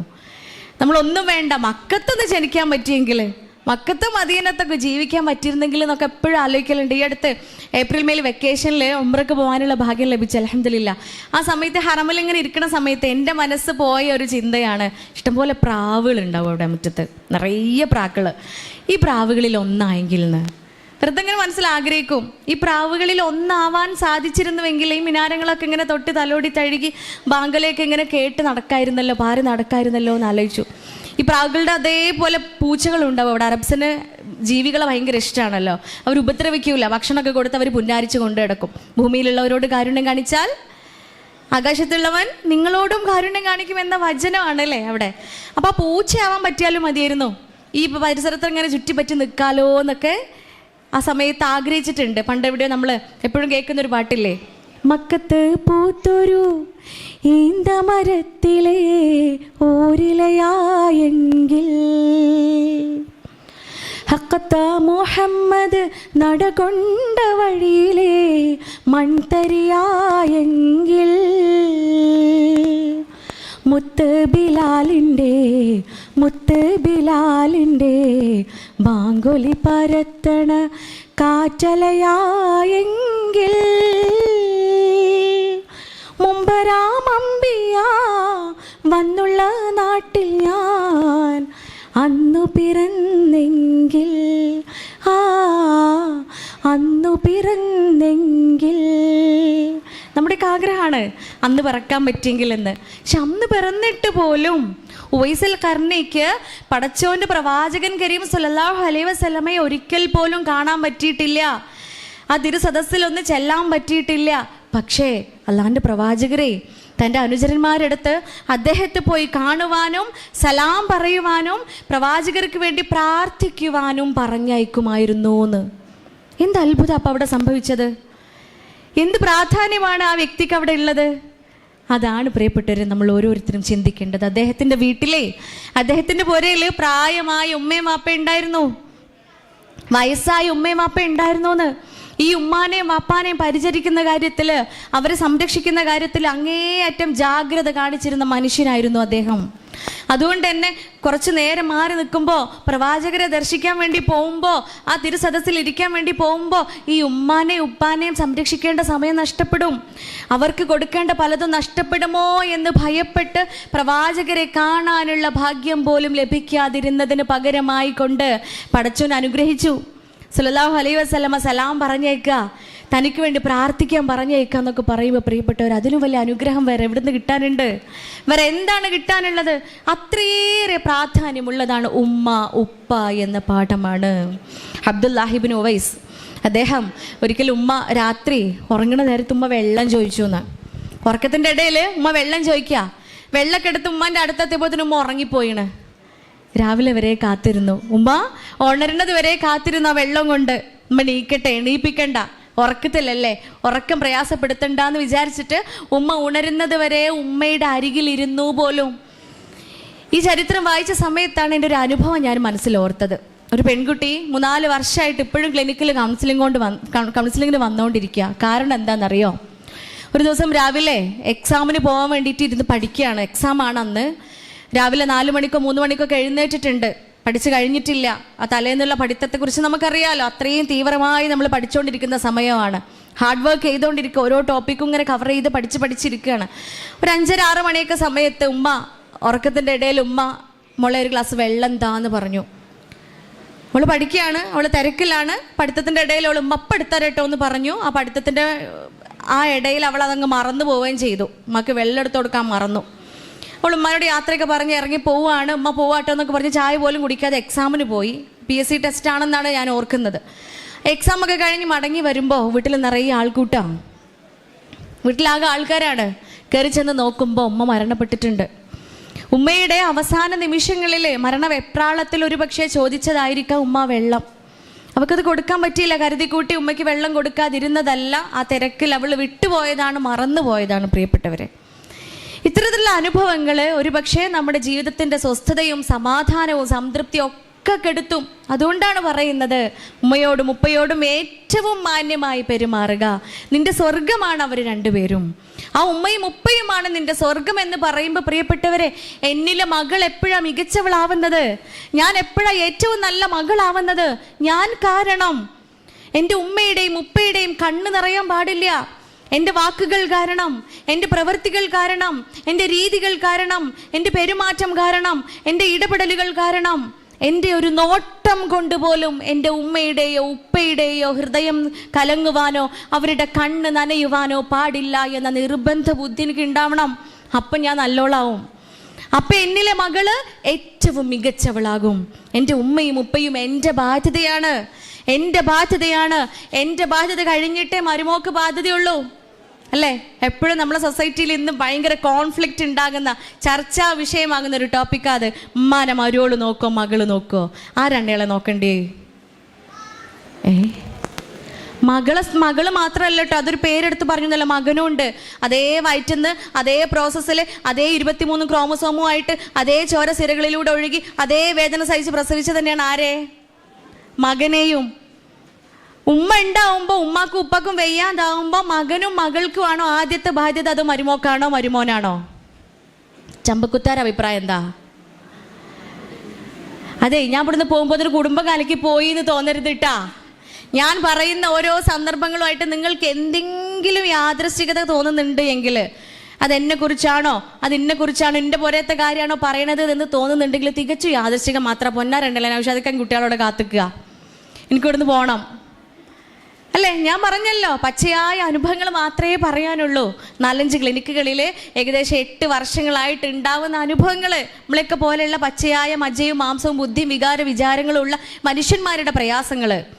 അപ്പം അത് നമുക്കുണ്ടാവരുത്, അല്ലേ? ഞാൻ എപ്പോഴും വൈകുന്നേരം ആകുമ്പോഴത്തേനും മനസ്സിലാലോചിക്കലതാ, പഠിച്ചോനെ ഇന്ന് അനുഭവിച്ച ഈ 10ഉം 12ഉം കേസുകളിൽ ആ മനുഷ്യന്മാർ അനുഭവിച്ച പ്രയാസങ്ങളൊന്നും എൻ്റെ പോരയിൽ ഉണ്ടാവാതിരിക്കാൻ, എൻ്റെ ജീവിതത്തിൽ ഉണ്ടാവാതിരിക്കാൻ ഞാൻ എങ്ങനെയൊക്കെ ആവേണ്ടതുണ്ട്, ഞാൻ എങ്ങനെയെല്ലാം ഒക്കെ ഇരിക്കേണ്ടതുണ്ട്. ഈ 2 ഉത്തരങ്ങൾ മാത്രമേ ഇവിടെയൊക്കെ വന്നിട്ട് പറയാറുള്ളൂ. പ്രിയപ്പെട്ടവർ, അതുകൊണ്ടാണ് ചോദിക്കുന്നത്, ആരാണ് ബാധ്യത? മക്കൾക്കാണ് ബാധ്യത ഉള്ളത്. ആദ്യത്തെ ബാധ്യത മക്കൾക്കാണ്. ഉമ്മാനെ ഉപ്പാനെ പരിചരിക്കാനുള്ള ആദ്യത്തെ ബാധ്യത ഉമ്മാനെ നോക്കാൻ ചെറിയ മോനെ കൊണ്ട് പെണ്ണെട്ടിപ്പിക്കുക, അല്ലേ? ഓനെ കൊണ്ട് വേറെ പെണ്ണെട്ടിപ്പിച്ചാൽ പോലെ എന്നാ ഉമ്മാനെയും വാപ്പാനെയും നോക്കാൻ ആളായല്ലോ. അത് തെറ്റായ ധാരണയാണ്. ഓനാണ് നോക്കേണ്ടത് ഉമ്മാനെയും വാപ്പാനെയും. ഓൻ പെണ്ണെട്ടിക്കൊണ്ടെന്ന കുട്ടിയല്ല, മരുമോളല്ല ഉമ്മാനെയും വാപ്പാനെയും നോക്കേണ്ടത്. അതിനർത്ഥം മരുമകൾക്ക് ബാധ്യതയേ ഇല്ല എന്നല്ല. അതിനർത്ഥം മരുമകൾക്ക് ബാധ്യതയേ ഇല്ല എന്നതല്ല ഒരിക്കലും. നിങ്ങളെ സ്നേഹിക്കുന്നത് വരെ അയൽവാസിയെ സ്നേഹിക്കുന്നത് പോലെ അയൽവാസിയെ സ്നേഹിക്കുന്നത് വരെ സ്വർഗത്തിൽ പ്രവേശിക്കൂല എന്ന് പറയുമ്പോൾ അയൽവാസിയെ പോലും സ്നേഹിക്കണം എന്ന് പറയുന്ന അവസരത്തിൽ വീട്ടിലുള്ള ഉമ്മാനെ നോക്കണ്ടേ? അത് അവളുടെ ബാധ്യതയാണ്. രണ്ടാമതാണെന്ന് മാത്രം. രണ്ടാമത് അവളുടെ ബാധ്യതയാണ്, അത് മരുമകളുടെ ബാധ്യതയാണ്. അത് വലിയ കോൺഫ്ലിക്റ്റ് നിറഞ്ഞൊരു സബ്ജക്റ്റ് ഒന്നും അല്ല. മക്കളുണ്ടെങ്കിൽ മക്കൾ വന്ന് നോക്കമ്മാനെയും വാപ്പാനെയും. അവർക്ക് പറ്റുന്നില്ല, അവർക്ക് സാധ്യമല്ല എങ്കിലും മരുമക്കൾ ഏറ്റെടുത്തോളും, മരുമക്കൾ നോക്കിക്കോളും. അതാണ് മനസ്സിലാക്കേണ്ടത്, അല്ലേ? നിങ്ങൾ വിശ്വാസികളാവാതെ സ്വർഗത്തിൽ പ്രവേശിക്കുകയില്ല. പരസ്പരം സ്നേഹിക്കാതെ നിങ്ങൾ വിശ്വാസികളുമാവുകയില്ല. പുരയിലുള്ള അമ്മായിമ്മ ആയിക്കോട്ടെ, ഉമ്മയായിക്കോട്ടെ, പരസ്പരം സ്നേഹിച്ചാലേ വിശ്വാസിയാവുകയുള്ളൂ. വിശ്വാസിയായാലേ സ്വർഗത്തിൽ പ്രവേശിക്കുകയുള്ളൂ.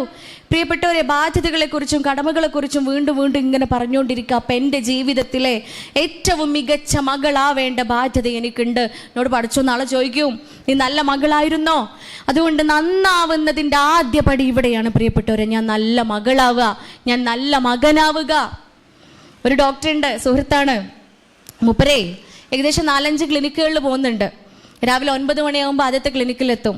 അത് കഴിഞ്ഞ് അടുത്ത ക്ലിനിക്കിലേക്ക് പോകും. ഈ ക്ലിനിക്കിലേക്ക് 9 മണിക്ക് ക്ലിനിക്കിലേക്ക് എത്തുന്നതിൻ്റെ മുമ്പേ മൂപ്പര് പ്രായമായ വാപ്പണ്ട് വീട്ടിൽ. ഈ വാപ്പാനെ ബാത്റൂമിൽ കൊണ്ടുപോയി പ്രാഥമിക കർമ്മങ്ങളൊക്കെ നടത്തി കൊടുത്ത് കുളിപ്പിച്ച് സുന്ദര കുട്ടപ്പനായി പൗഡറൊക്കെ ഇട്ടെടുത്ത് ഉടുപ്പൊക്കെ ഇടുപ്പിച്ച് ഉപ്പാൻ്റെ ബെഡ്ഷീറ്റൊക്കെ വൃത്തിയായി വിരിച്ചു കൊടുത്ത് ഉപ്പാൻ്റെ എല്ലാ കർമ്മങ്ങളും ചെയ്തു കൊടുത്ത് ഉപ്പയെ ബെഡിലിരുത്തി ഭക്ഷണം കൊടുത്തിട്ടാണ് ക്ലിനിക്കിലേക്ക് വരിക. ക്ലിനിക്കിൽ പേഷ്യൻസ് ഒന്ന് കുറയണ സമയമാകുമ്പോഴത്തേന് പേഷ്യൻസ് ഉള്ള സമയമാണെങ്കിൽ ഉപ്പാക്ക് ഭക്ഷണം കൊടുക്കാനുള്ള നേരമാകുമ്പം വണ്ടിയിൽ ഡ്രൈവറുണ്ട്, വീട്ടിൽ പോവും, ഉപ്പാക്ക് ഭക്ഷണം കൊടുക്കും. വീണ്ടും ക്ലിനിക്കിൽ വരും, പേഷ്യൻസിനെ നോക്കും. ഉപ്പയെ നോക്കുക, ഉമ്മയെ നോക്കുക എന്ന് പറഞ്ഞൊരു ഭാരമല്ല പ്രിയപ്പെട്ടവരെ. അതില്ലാണ്ട് വേറെ എന്തുണ്ടാക്കിയിട്ട് എന്താ കാര്യമല്ലേ? നിങ്ങളാലോചിച്ചൊക്കെ വേറെ എന്തുണ്ടാക്കിയിട്ട് എന്ത് കാര്യം? അതുകൊണ്ട് എൻ്റെ ബാധ്യതയാണ് എൻ്റെ ഉമ്മയും ഉപ്പയും. കമലാ സുരയ്യ പറയുന്നുണ്ട്, ഒരു പെണ്ണ് മധ്യവയസ്കയാകുന്നത്, ഒരു സ്ത്രീ മിഡിൽ ഏജിൽ എത്തുന്നത്, മധ്യവയസ്കയാകുന്നത് അവളുടെ മുഖത്ത് ചുളിവുകൾ വരുമ്പോഴോ അവളുടെ മുടിയിഴയിൽ നര വരുമ്പോഴോ അല്ല, മുടി നരയ്ക്കുമ്പോഴോ മുഖത്ത് ചുളിവുകൾ വരുമ്പോഴോ അല്ല, അവളുടെ മക്കൾ അവളെ ഒറ്റപ്പെടുത്തുമ്പോഴാണ്, അവളുടെ മക്കൾ അവളിൽ നിന്നും വിട്ടു നിൽക്കുമ്പോഴാണ് എന്ന്. ശരിയല്ലേ? കുട്ടികൾ നമ്മുടെ അടുത്ത് നിന്നൊക്കെ ഇങ്ങനെ അകലാൻ തുടങ്ങുമ്പോൾ നമുക്ക് പ്രായമായി വയസ്സായി എന്നുള്ള തോന്നൽ ഇങ്ങനെ വരും. അതുകൊണ്ടാണ് നമ്മൾ ആ പ്രാർത്ഥനയെക്കുറിച്ച് ചിന്തിക്കേണ്ടത്. ഏത് പ്രാർത്ഥന? റബ്ബിർഹം ഹുമാ കമാ റബ്ബയാനി സഗീറ. നമ്മൾ എപ്പോഴും പ്രാർത്ഥിക്കുന്ന പ്രാർത്ഥന. പഠിച്ചോനെ, ചെറുപ്പകാലങ്ങളിൽ എങ്ങനെയാണോ എൻ്റെ ഉമ്മയും ഉപ്പ എന്നെ സംരക്ഷിച്ചത്, പരിചരിച്ചത്, സ്നേഹിച്ചത്, ലാളിച്ചത്, അതുപോലെ നീ അവരെയും സംരക്ഷിക്കണമേ എന്ന് പറയുമ്പോൾ നമ്മളെ കുട്ടികളും അത് പ്രാർത്ഥിക്കും. അത് നമുക്കുള്ള ഒരു ചൂണ്ടുവിരൽ കൂടിയാണ്. നമ്മൾ ചിന്തിക്കണം, എങ്ങനെയാണോ നമ്മൾ അമ്മയും അപ്പയും നമ്മളെ സംരക്ഷിച്ചത്, എങ്ങനെയാണോ നമ്മൾ നമ്മളെ മക്കളെ സംരക്ഷിച്ചത്, അതുപോലെ പോസിറ്റീവ് പാരൻറ്റിങ് കൊടുത്താൽ, നല്ല പാരൻറ്റിങ് കൊടുത്താൽ നല്ലത് വരണേ എന്നാണ് പറയണത്. നെഗറ്റീവ് പാരൻറ്റിങ് ആണെങ്കിലോ പഠിച്ചവനും നമ്മളോട് നെഗറ്റിവിറ്റി തന്നെ കാണിക്കണേ എന്നാണ് പറഞ്ഞതിൻ്റെ അർത്ഥം. അപ്പോൾ പ്രാർത്ഥിക്കുമ്പോൾ ശരിക്കും ആലോചിക്കണം അല്ലേ, പഠിച്ചവനത് തിരിഞ്ഞു കുത്തുമോ എന്നുള്ളത് നമ്മൾ ചിന്തിക്കണം. നമ്മളെ കുട്ടിക്ക് നമ്മൾ മനോഹരമായ പാരൻറ്റിങ് കൊടുക്കുന്നുണ്ടെങ്കിൽ, നല്ല രക്ഷാകർതൃത്വം നമ്മൾ നൽകുന്നുണ്ടെങ്കിൽ തീർച്ചയായും ഓൻ്റെ പ്രാർത്ഥന പഠിച്ചവൻ കേൾക്കും, ഇല്ലെങ്കിലും കേൾക്കും. ഒരുപക്ഷെ അത് നമുക്ക് നന്മ നിറഞ്ഞതാവണോ തിന്മ നിറഞ്ഞതാവണോ എന്ന് നമ്മുടെ തീരുമാനം മാത്രമാവേണ്ടതുണ്ട്. അതുകൊണ്ട് എൻ്റെ ജീവിതത്തിൽ ഏറ്റവും നല്ല മകളാവാൻ ഞാൻ ശ്രമിക്കുക, ഞാൻ ശ്രമിച്ചുകൊണ്ടേയിരിക്കുക. കഴിഞ്ഞിട്ടില്ല, ബാധ്യത തീർന്നിട്ടില്ല. മകളെ കേട്ടപ്പോൾ അതിന് കുഴങ്ങിയോ? ഇല്ലല്ലേ? നമ്മൾ മൊബൈൽ ഫോൺ മാത്രമല്ല അപ്ഡേറ്റഡ് ആവുക. ഫോൺ നമ്മൾ രാത്രി അപ്ഡേഷൻസ് ഒക്കെ കൊടുക്കേണ്ട ദിവസം ചാർജറിലൊക്കെ വെച്ച് സ്വിച്ച് ഓഫ് ആവും അല്ലേ? ഫോൺ താനെ സ്വിച്ച് ഓഫ് ആയി. രാവിലെ ആകുമ്പോഴത്തേന് മൊബൈൽ ഫോണിൻ്റെ അപ്ഡേറ്റഡ് വേർഷൻ വരും. ആപ്ലിക്കേഷൻസ് ഒക്കെ പല മാറ്റങ്ങളും, കളറിലൊക്കെ മാറ്റമൊക്കെ വന്നിട്ടുണ്ടാവും മൊബൈൽ ഫോണിന്. പക്ഷേ ഉണ്ടല്ലോ, ഫോണിന് മാത്രമല്ല അപ്ഡേഷൻ സംഭവിക്കുക. മകളായി ജനിച്ച ഞാൻ ആ മകളാവുന്നതോട് കൂടിയിട്ട് പെങ്ങളും ആയിട്ടുണ്ട്. അല്ലെങ്കിൽ മകനായി ജനിച്ച ഒരാൾ മകനാവുന്നതോടൊപ്പം ആങ്ങളയായിട്ടുണ്ട്. എൻ്റെ ബാധ്യതയാ എൻ്റെ ജീവിതത്തിൽ. ഞാൻ പെങ്ങളാണ് എന്നുണ്ടെങ്കിൽ, ഞാൻ താത്തയാണ് എങ്കിൽ, ഞാൻ അനിയത്തിയാണ് എങ്കിൽ, ഞാൻ ആങ്ങളയാണ് എങ്കിൽ, എൻ്റെ ജീവിതത്തിൽ ഏറ്റവും മികച്ച പെങ്ങളാവാൻ, ഏറ്റവും മികച്ച ആങ്ങളയാവാൻ, ഏറ്റവും മികച്ച ഇത്താത്തയും അനിയത്തിയുമാവാൻ ഞാൻ ശ്രമിക്കേണ്ടതുണ്ട്, ഞാൻ ആവേണ്ടതുണ്ട് പ്രിയപ്പെട്ടവരെ. അല്ലേ? സഹോദര ബന്ധം അങ്ങേയറ്റം പ്രാധാന്യമുള്ള ഒന്നാ, അങ്ങേയറ്റം പ്രാധാന്യമുള്ള ഒന്നാണ്. പരിശുദ്ധ ഖുർആനിൽ നമ്മെ പഠിപ്പിക്കുന്നുണ്ട്, നിങ്ങൾ സഹോദരങ്ങൾക്കിടയിൽ അനുരഞ്ജിപ്പുണ്ടാക്കുക. സഹോദരങ്ങൾക്കിടയിൽ അനുരഞ്ജിപ്പുണ്ടാക്കാനാണ് പറയണത്. സഹോദരങ്ങൾക്കിടയിലേ ഒരു ദിവസം ക്ലിനിക്കിലേ ഒരു കേസിലാണ് ഞാൻ. അപ്പോൾ ക്യാബിനിൽ വെയിറ്റിംഗ് റൂമിൽ 2 കേസ് വെയിറ്റ് ചെയ്യുന്നുണ്ട്. ഏകദേശം 1.5-2 മണിക്കൂർ എടുത്തിട്ടുണ്ടാവും. ഉള്ളിലുള്ള കൺസൾട്ടേഷൻ റൂമിലുള്ള കേസ് തീരാൻ വേണ്ടിയിട്ട് ഏകദേശം 2 മണിക്കൂർ എടുത്തിട്ടുണ്ട്. അപ്പോൾ പുറത്തുള്ള ഈ 2 കുടുംബങ്ങളും 2 കേസും പരസ്പരം ഒന്ന് ചിരിക്കുകയും വർത്താനം പറയുകയും ഒന്നും ചെയ്തിട്ടില്ല. അത് ആ സമയത്തൊന്നും എന്നെ അത്ഭുതപ്പെടുത്തിയില്ല. ഈ ഫസ്റ്റ് കേസ് കഴിഞ്ഞ് 2ാമത്തെ കേസ് കയറിയപ്പോഴാണ് ഞാൻ അന്തം വിട്ടുപോയത്. ഈ പുറത്ത് 2 മണിക്കൂർ വെയിറ്റ് ചെയ്ത ഒരാണും പെണ്ണും അവരുടെ കുടുംബമാണുള്ളത്. ഇവർ 2 ഒരു ആങ്ങളെയും പെങ്ങളും ആണല്ലോ. അവരുടെ മക്കൾ കൂടെ ഉണ്ട്, അവരുടെ ഭാര്യമാരും മക്കളൊക്കെ കൂടെ ഉണ്ട്. ഇവരുടെ മക്കൾ പോലും പരസ്പരം ഒന്ന് നോക്കുകയോ ചിരിക്കുകയോ പോലും ചെയ്തിട്ടില്ല എന്ന്. നിങ്ങൾ ആലോചിച്ചൊക്കെ, ഒരു ഉമ്മാന്റെ ഗർഭപാത്രത്തിൽ വളർന്ന് ഒരേ ചോര സിരകളിലൂടെ ഇങ്ങനെ ഒഴുകി ഒരുപോലെ ജീവിച്ച് വന്ന രണ്ടുപേരെ എന്തിൻ്റെ പേരിലാ? ഉമ്മക്ക് 2 തെങ്ങ് ഏറെ കൊടുത്ത്. ആർക്ക്? ആങ്ങളൊക്കെ ഇല്ലേ? 2 തെങ്ങ് ഓക്ക് ഏറെ കൊടുത്തോല്ലോ. അതിൻ്റെ പേരിലാ തെറ്റിക്കണത്. ഓൾ പോണ കല്യാണത്തിന് ഞാൻ പോവില്ല, അല്ലെങ്കിൽ ഓൻ പോണ കല്യാണത്തിന് ഞാനിനി പോണില്ല, ഓൻ്റെ പെണ്ണുങ്ങളോട് ഞാനിനി മിണ്ടണില്ല, അല്ലെങ്കിൽ ഓളെ പുയ്യാപ്പളിനോട് ഞാനിനി മിണ്ടണില്ല. പ്രിയപ്പെട്ടവർ, നിങ്ങൾ ആലോചിച്ച് നോക്കി, പ്രാർത്ഥന സ്വീകരിക്കൂലോ അല്ലേ? തെറ്റിക്കുക. ആങ്ങളെയും പെങ്ങളും തമ്മിൽ തെറ്റില്ല. 5 നേരം പള്ളിയിലെത്തും നിസ്കരിക്കാൻ, അല്ലെങ്കിൽ ബാങ്ക് കൊടുത്ത് കഴിയുമ്പോൾ തന്നെ മുസല്ല വിരിക്കും നമ്മൾ. ആരാ കേൾക്കണ പ്രാർത്ഥന? പ്രാർത്ഥന സ്വീകരിക്കാത്തവരുടെ കൂട്ടത്തിൽ എണ്ണപ്പെട്ട 1ാമത്തെ കൂട്ടർ ആരാന്നറിയോ? കുടുംബബന്ധം മുറിച്ചോനാ. കുടുംബബന്ധം മുറിച്ചോന്റെ പ്രാർത്ഥന കേൾക്കൂല. നിങ്ങൾ ആലോചിച്ച് നോക്കി, ഇമ്മാതിരി തണുപ്പത്തും മഴയത്തൊക്കെ സുബൈക്ക് നീറ്റ് പള്ളിയിൽ പോണില്ലേ? സുബൈക്ക് നീറ്റ് നിസ്കരിക്കണില്ലേ? 5 നേരം ഫർള് നിസ്കരിക്കണതിൻ്റെ കൂടെ സുന്നത്ത് എടുക്കണില്ലേ? പട്ടിണി കിടന്ന് നോമ്പ് വെൽക്കണില്ലേ? കഠിനാധ്വാനം ചെയ്ത് ഉണ്ടാക്കിയ സമ്പത്ത് വലത് കൈ കൊണ്ട് കൊടുക്കുന്നത് ഇടത് കൈ പോലും അറിയാതെ ദാനധർമ്മങ്ങൾ ചെയ്യണില്ലേ? കുറച്ച് പ്രയാസം തന്നെ അതിനെ ഉൾക്കൊണ്ട് ജീവിക്കാനൊക്കെ. പക്ഷെ അത് നമുക്ക് പ്രയാസമായി തോന്നാത്തത് എന്തുകൊണ്ടാ? അവിടെ എന്തുണ്ട്? നിനക്ക് പകരം എറ്റേണലായ അല്ലേ, എവർ ലാസ്റ്റിംഗ് ദ ഹെവൻ, ആ സ്വർഗം നമ്മളെ കാത്തിരിക്കുന്നുണ്ട്. ആ സ്വർഗം ഒരിക്കലും നശിക്കാത്ത സ്വർഗം, അവസാനിക്കാത്ത സ്വർഗം നമുക്ക് വേണ്ടി കാത്തിരിക്കുന്നുണ്ട് എന്നുള്ളൊരു വിശ്വാസമാണ് ഇതൊക്കെ പ്രയാസമില്ലാണ്ട് നമ്മളെ കൊണ്ട് ചെയ്യിപ്പിക്കണേ. പക്ഷെ അതൊന്നും സ്വീകരിക്കൂല എന്ന് പറയുമ്പോൾ, നിസ്കാരം വെറും ഒരു കുത്തിമറിച്ചിലാവും എന്ന് പറയുമ്പോൾ, നോമ്പ് വെറും പട്ടിണി കിടക്കലാണ് ആവും എന്ന് പറയുമ്പോൾ, പ്രിയപ്പെട്ടവർ, അതിൻ്റെ കാരണം എന്താ? ഈ കുടുംബ ബന്ധം മുറിച്ചതാണ്. ആദർശത്തിൻ്റെ പേരിൽ അല്ലേ, അല്ലെങ്കിൽ ഐഡിയോളജിയുടെ പേരിൽ, രാഷ്ട്രീയ കാഴ്ചപ്പാടുകളുടെ പേരിൽ ആങ്ങളെയും പെങ്ങളും ജ്യേഷ്ഠാനിയന്മാരൊക്കെ തെറ്റി നിൽക്കുക, പിണങ്ങി നിൽക്കുക എന്ന് പറയുന്നതിൻ്റെ അത്ഭുതങ്ങളൊന്ന് ആലോചിച്ച് നോക്കി. പറയേണ്ട ഒരു കേസാണ്. ഒരു ഫാമിലിയിൽ ഉണ്ടായ ഒരു അനുഭവമാണ്. 4 ആൺകുട്ടികളാ. ഈ 4 ആൺകുട്ടികളും അൽഹംദുലില്ലാ ഗൾഫിലൊക്കെ പോയി നല്ല ബിസിനസ്സൊക്കെ നടത്തി വലിയ പണക്കാരായി. 2 ആൺകുട്ടികൾ ഗൾഫിലും 2 ആൺകുട്ടികൾ നാട്ടിലും വന്ന് ഇവർ തീരുമാനിക്കുകയാണ്, 2 പേര് ഗൾഫിലുള്ള 2 പേരും അവിടെ ജോലിയൊക്കെ ചെയ്യുക, ഒരുപാട് സമ്പത്തൊക്കെ ആയി. ഈ സമ്പത്ത്, നാട്ടിലുള്ള സമ്പത്ത് കൈകാര്യം ചെയ്യാൻ ആൾ വേണം. അപ്പം 2 പേര് നാട്ടിൽ വന്നിട്ട് ഇവരുടെ സമ്പത്തെല്ലാം കൈകാര്യം ചെയ്യുകയാണ്. ഈ 4 പേരുടേതും കൂടിയാണ്. കുറച്ച് കാലം കഴിഞ്ഞപ്പോഴേ ഗൾഫിലുള്ള 2 പേരും തീരുമാനമെടുത്ത്, സ്വത്തൊക്കെ ഓരാണല്ലോ ഗൾഫിൽ ജോലി ചെയ്യണത്, അപ്പോൾ സ്വത്തൊക്കെ അവർക്ക് വേണം. ഇവർക്ക് 2 പേർക്കും ഒന്നുമില്ല. നാട്ടിൽ ചർച്ചയായി. പ്രധാനപ്പെട്ട ആളുകളൊക്കെ ഇടപെട്ട് സംസാരിച്ചു. ഒരുപാട് വർഷങ്ങൾക്കൊടുവിൽ 7 വർഷങ്ങൾക്ക് ശേഷം ഈ കച്ചറയും പ്രശ്നവും പ്രയാസവും ഒക്കെ നാട്ടുകാരും വീട്ടുകാരും എല്ലാ മനുഷ്യന്മാരും അറിഞ്ഞ് അവസാനം മൂത്തേട്ടന് ഒരു തീരുമാനം എടുത്തു. എനിക്കൊട്ടും സംതൃപ്തി ഉണ്ടായിട്ടല്ല, ഒരു അണുമണി തൂക്കം പോലും എനിക്ക് തൃപ്തിയില്ല, എന്താന്ന് വെച്ചാൽ അവനോട് കൊടുത്താളി എന്ന് പറഞ്ഞ്. ഇടനിലക്കാർ കുറേ ആയല്ലോ ഇതിൻ്റെ പിറകിൽ ഇങ്ങനെ മല്ലിക്കിടുന്നു. അപ്പോൾ ഇടനിലക്കാരുടെ നിർബന്ധത്തിന് വഴങ്ങിക്കൊണ്ട് എന്താന്ന് വെച്ചാൽ അവന് കൊടുത്താളി എന്നങ്ങോട്ട് പറയാണ് ഏട്ടൻ. അങ്ങനെ ആ ചർച്ച അവസാനിപ്പിച്ചു. പിറ്റത്തെ ദിവസം രജിസ്റ്റർ ഓഫീസിൽ പോകണം ഒപ്പിടാൻ. രാവിലെ തട്ടി വിളിച്ചുണർത്തുമ്പോഴേ മൂപ്പര് നീക്കണില്ല. ആര്? മൂത്തേട്ടന്. ഒപ്പിടാൻ മൂപ്പര് എഴുന്നേറ്റില്ല. പ്രിയപ്പെട്ടവരെ, മരിച്ചിട്ടുണ്ട്. ഇദ്ദേഹം മരിച്ച് 3 മാസത്തിൻ്റെ ഉള്ളിൽ 2ാമത്തെ അനിയനും മരിച്ചു. ആലോചിച്ചോക്കി, എന്തേ കൊണ്ടുപോയി? ഈ കണ്ടതൊക്കെ കൊണ്ടുപോയോ? ഇല്ല അല്ലേ? പിണങ്ങി മരണപ്പെടുകയാണ്, തെറ്റി മരണപ്പെടുകയാണ്. അല്ലാണ്ട് പ്രവാചകൻ കരീം സല്ലല്ലാഹു അലൈഹി വസല്ലമ സ്വർഗത്തിലെ യുവ നേതാക്കൾ എന്ന് പറയുന്നുണ്ട് 2 പേരെ. ആരാന്നറിയോ? എനിബഡി? സ്വർഗത്തിലെ യുവ നേതാക്കൾ എന്ന് വിശേഷിപ്പിച്ച 2 പേരുണ്ട്. പ്രിയപ്പെട്ട പ്രവാചകൻ കരീം സല്ലല്ലാഹു അലൈഹി വസല്ലമയുടെ പേരക്കുട്ടികൾ ഹസൻ ഹുസൈൻ. ഹസൻ റളിയല്ലാഹു അൻഹുവും ഹുസൈൻ റളിയല്ലാഹു അൻഹുവുമാണ്. ഇവരുടെ പ്രത്യേകത എന്താ? സഹോദരങ്ങളാ. മാതൃകയാണ് നമുക്ക് മുൻപിൽ കാണിച്ചു തരുന്നത്. എല്ലാ വിഷയങ്ങളിലും ഒരുപോലെ ഒരേ അർത്ഥത്തിൽ നിന്ന 2 പേര്, അത്രയേറെ ഇണക്കത്തിലും പൊരുത്തത്തിലും ജീവിച്ചിരുന്ന 2 പേര്. നിങ്ങൾ ആലോചിച്ച് നോക്കൂ. ബാപ്പ അലി റളിയല്ലാഹു അൻഹു മരണപ്പെടുകയാണ്. ആ സമയത്ത് മാത്രമാണ് ഭരണകാര്യത്തിൻ്റെ പേരിൽ ചെറിയൊരു അഭിപ്രായ വ്യത്യാസം ഉണ്ടായത് 2 പേർക്കിടയിൽ. എന്നിട്ട് പോലും ഭരണകാര്യത്തിൽ അഭിപ്രായ വ്യത്യാസം ഉണ്ടായിട്ട് പോലും അവർ 2 പേരും പിണങ്ങി നിന്നിട്ടില്ല. അവർ 2 പേരും തെറ്റ് ജീവിച്ചിട്ടില്ല. ഒടുവിലെ ഭരണം മാറിക്കൊടുക്കണം ഹസൻ റളിയല്ലാഹു അൻഹു. എന്തിന്? തൻ്റെ സമുദായത്തിൽ ഒരു രക്തച്ചൊരിച്ചിൽ ഒഴിവാക്കാൻ വേണ്ടിയിട്ട് ഭരണത്തിൽ നിന്നും മാറിക്കൊടുക്കുക, വിട്ടുവീഴ്ച ചെയ്തു കൊടുക്കുക. ഒടുവിൽ കർബലയിൽ വെച്ച് മരണപ്പെടുന്ന സമയത്ത് ഹസൻ റളിയല്ലാഹു അൻഹുവിൻ്റെ കൂട്ടത്തിൽ ഹുസൈൻ റളിയല്ലാഹു അൻഹുവിൻ്റെ കുടുംബാംഗങ്ങളാണ് ഉണ്ടായിരുന്നത്. അതാണ് നമുക്ക് മുൻപിലുള്ള മാതൃക. പ്രവാചകൻ കരീം സല്ലല്ലാഹു അലൈഹി വസല്ലമയുടെ മുലകുടി ബന്ധത്തിലുള്ള സഹോദരിയാണ് ഷൈമ. അവൾ വരുമ്പോൾ, അവർ സന്ദർശിക്കാൻ വരുന്ന അവസരങ്ങളിലെല്ലാം തൻ്റെ വസ്ത്രം വിരിച്ചു കൊടുത്തുകൊണ്ട് അവരെ ആദരിക്കുമായിരുന്നു അതിലിരിക്കാൻ വേണ്ടിയിട്ട്. സ്വന്തം വസ്ത്രം വിരിച്ചു കൊടുത്ത് നിലത്ത് വിരിച്ചു കൊടുത്ത് അതിലിരിക്കാൻ വേണ്ടിയിട്ട് പറഞ്ഞ് ആദരിക്കുമായിരുന്നു പോലും. ഇതാണ് നമുക്ക് മുൻപിലുള്ള മാതൃക. എന്ത് കാരണവുമായിക്കോട്ടെ. പെങ്ങളെ ഒക്കെ ഇഷ്ടമില്ല ആർക്ക്?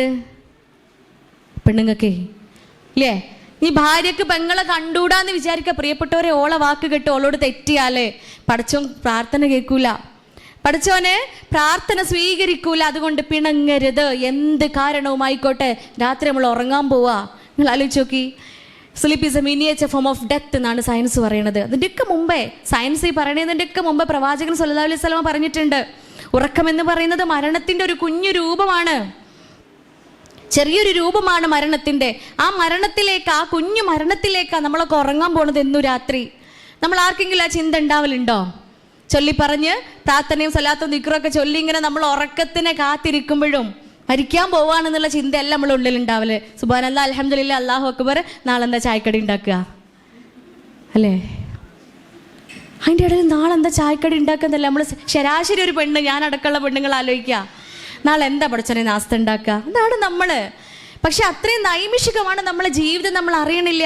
നാളെ ഞാൻ ഉണരുമോന്ന് അറിയില്ല.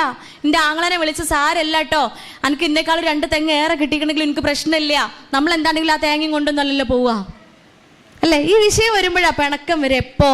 സ്വത്ത് ഒരുക്കുമ്പോഴേ അല്ലേ? ഒരു ചർച്ചാ വിഷയം തന്നെയാണ് കേട്ടോ. വലിയൊരു മേഖല തന്നെയാണ് സമ്പത്ത്. നമ്മളൊക്കെ നാട്ടിൽ എങ്ങനെയാ സ്വത്ത് വീതം വെക്കൽ? എങ്ങനെയാ അതിൻ്റെ ഒരു റേഷ്യോ എങ്ങനെയാ? ആങ്ങൾക്ക് കൊടുക്കണേൻ്റെ ഇരട്ടിയോ?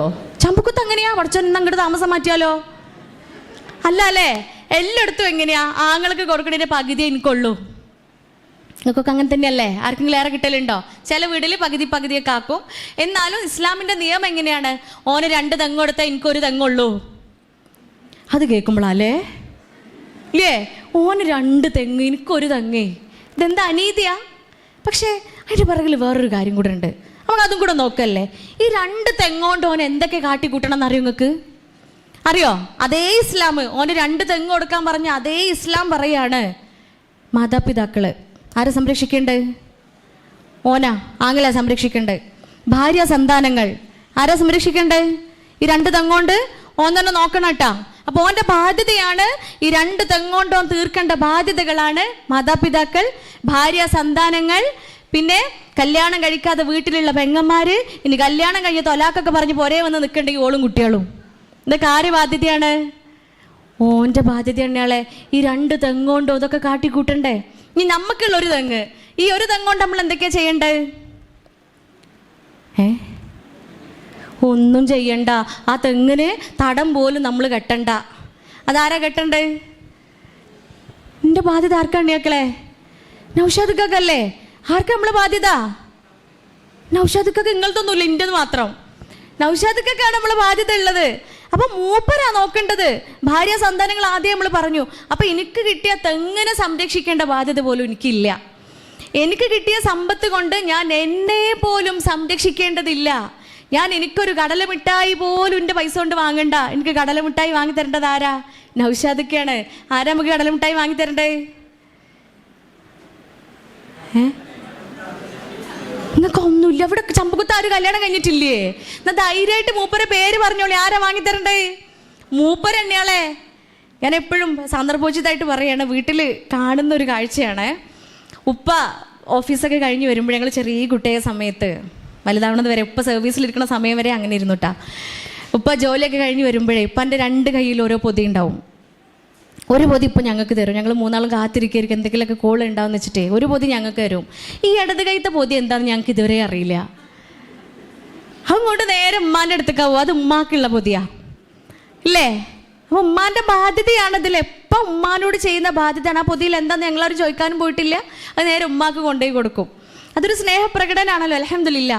അതുകൊണ്ടൊക്കെ ആയിരിക്കും ഇത്ര മനോഹരമായിട്ട്, അത്രയും മനോഹരമായ പാരൻറ്റിങ് കിട്ടിയത് കൊണ്ടൊക്കെ ആയിരിക്കും നിങ്ങളുടെ മുമ്പിൽ ഇങ്ങനെ നിൽക്കാനുള്ള ഭാഗ്യം എനിക്ക് ലഭിച്ചതെന്ന് ഞാൻ എപ്പോഴും പഠിച്ചവനോട് ശുക്ർ പറയാറില്ല, അൽഹംദുലില്ലാ. അപ്പോൾ പ്രിയപ്പെട്ടവരെ, നമ്മുടെ ബാധ്യത ഇത്രയേ ഉള്ളൂ. ഒരു പെണ്ണിന് അത്ര പോലും ബാധ്യത ഇല്ല ആ പെണ്ണിനെ നോക്കാൻ. ആ പെണ്ണിൻ്റെ സമ്പത്ത് നമുക്ക് പെട്ടിൻ്റെ ഉള്ളിലൂടെ പാത്ത് വെച്ചാൽ മതി. ഇനി പറയണ കാര്യം കേട്ട് കഴിഞ്ഞാൽ ചിലപ്പോൾ നിങ്ങളുടെ കുടുംബത്തിലൊക്കെ പ്രശ്നവും കലഹവും ഉണ്ടായാൽ ഞാൻ പറഞ്ഞുതരാം, ഞാൻ ഉത്തരവാദിയല്ല, ഞാൻ ദീന് മാത്രമേ പറയണുള്ളൂ. നമുക്ക് സമ്മാനമായിട്ട് നമ്മൾ ഉമ്മയും വാപ്പയും പലതും തരുമല്ലോ ഇല്ലേ? പലതും തരും. നമുക്ക് സമ്മാനമായി കൊണ്ട് നമ്മുടെ വിവാഹ സമയത്ത് നമ്മുടെ ഉമ്മയും വാപ്പയും നമുക്ക് നൽകിയ സമ്പത്തിൽ നിന്നും, അത് സ്വർണ്ണമായിക്കോട്ടെ സമ്പത്തായിക്കോട്ടെ എന്തും ആയിക്കോട്ടെ, ആ സാധനങ്ങളിൽ നിന്നും അതിൽ നിന്നും നമ്മുടെ സമ്മതമില്ലാതെ ഒരു കാതിലെ മൊട്ട് പോലും എടുക്കാൻ ആർക്കും അവകാശമില്ല. കുറച്ച് ഇങ്ങോട്ടൊന്ന് പറയല്ലേ, നിങ്ങൾക്ക് പരാതി ഉണ്ടോ? ആർക്കും അവകാശമില്ല? ആണുങ്ങൾക്ക് അവകാശമില്ല. ഒരിക്കലേ കാസർഗോഡാന്ന് തോന്നുന്നു എനിക്ക്, ഇങ്ങനെയൊക്കെ ക്ലാസ്സൊക്കെ കഴിഞ്ഞ് മൂപ്പര് നൗഷാദൊക്കെ പുറത്തുനിന്നൊക്കെ കേൾക്കണ്ടേ. എന്നിട്ട് മടങ്ങണ സമയത്ത് എന്നോട് പറയാ, ഇന്നാലും ഖദീജ റസൂലിനൊക്കെ കൊടുത്തീനെടീന്ന്.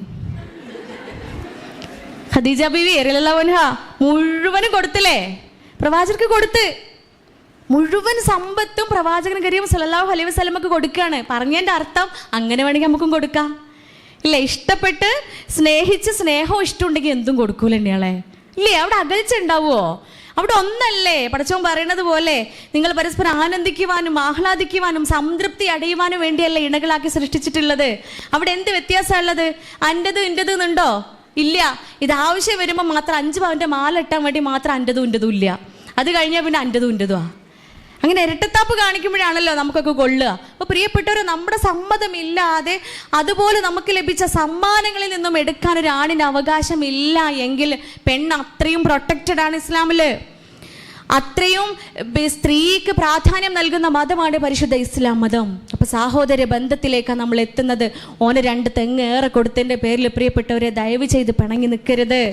ഐഡിയോളജിക്കൽ കോൺഫ്ലിക്ട്സ് ഉണ്ടാവും, അഭിപ്രായ വ്യത്യാസങ്ങൾ ഉണ്ടാവും, നമ്മുടെ ചിന്തകളും ഒക്കെ വ്യത്യാസത്തിലായതുകൊണ്ട് ഒരുപക്ഷെ അങ്ങോട്ടും ഇങ്ങോട്ടും പിന്നെ അഭിപ്രായ വ്യത്യാസങ്ങളൊക്കെ ഉണ്ട് എങ്കിലും രാത്രി ഉറങ്ങുന്നതിൻ്റെ മുമ്പേ, ഉറക്കത്തിലേക്ക് പോകുന്നതിന് മുമ്പേ ആ പിണക്കൊക്കെ മാറ്റുക. രാവിലെ ഉണരാൻ നമ്മൾ ഉണ്ടോ നമുക്കൊരു ഉറപ്പില്ല, ഓനുണ്ടോ ഓളുണ്ടോ എന്നുള്ളത് നമുക്കൊരു ഉറപ്പില്ല. വാട്സപ്പിൻ്റെ കയ്യിൽ ഒരു അസ്സലാം അലൈക്കും ഒന്ന് അയക്കേണ്ട പണിയുള്ളൂ.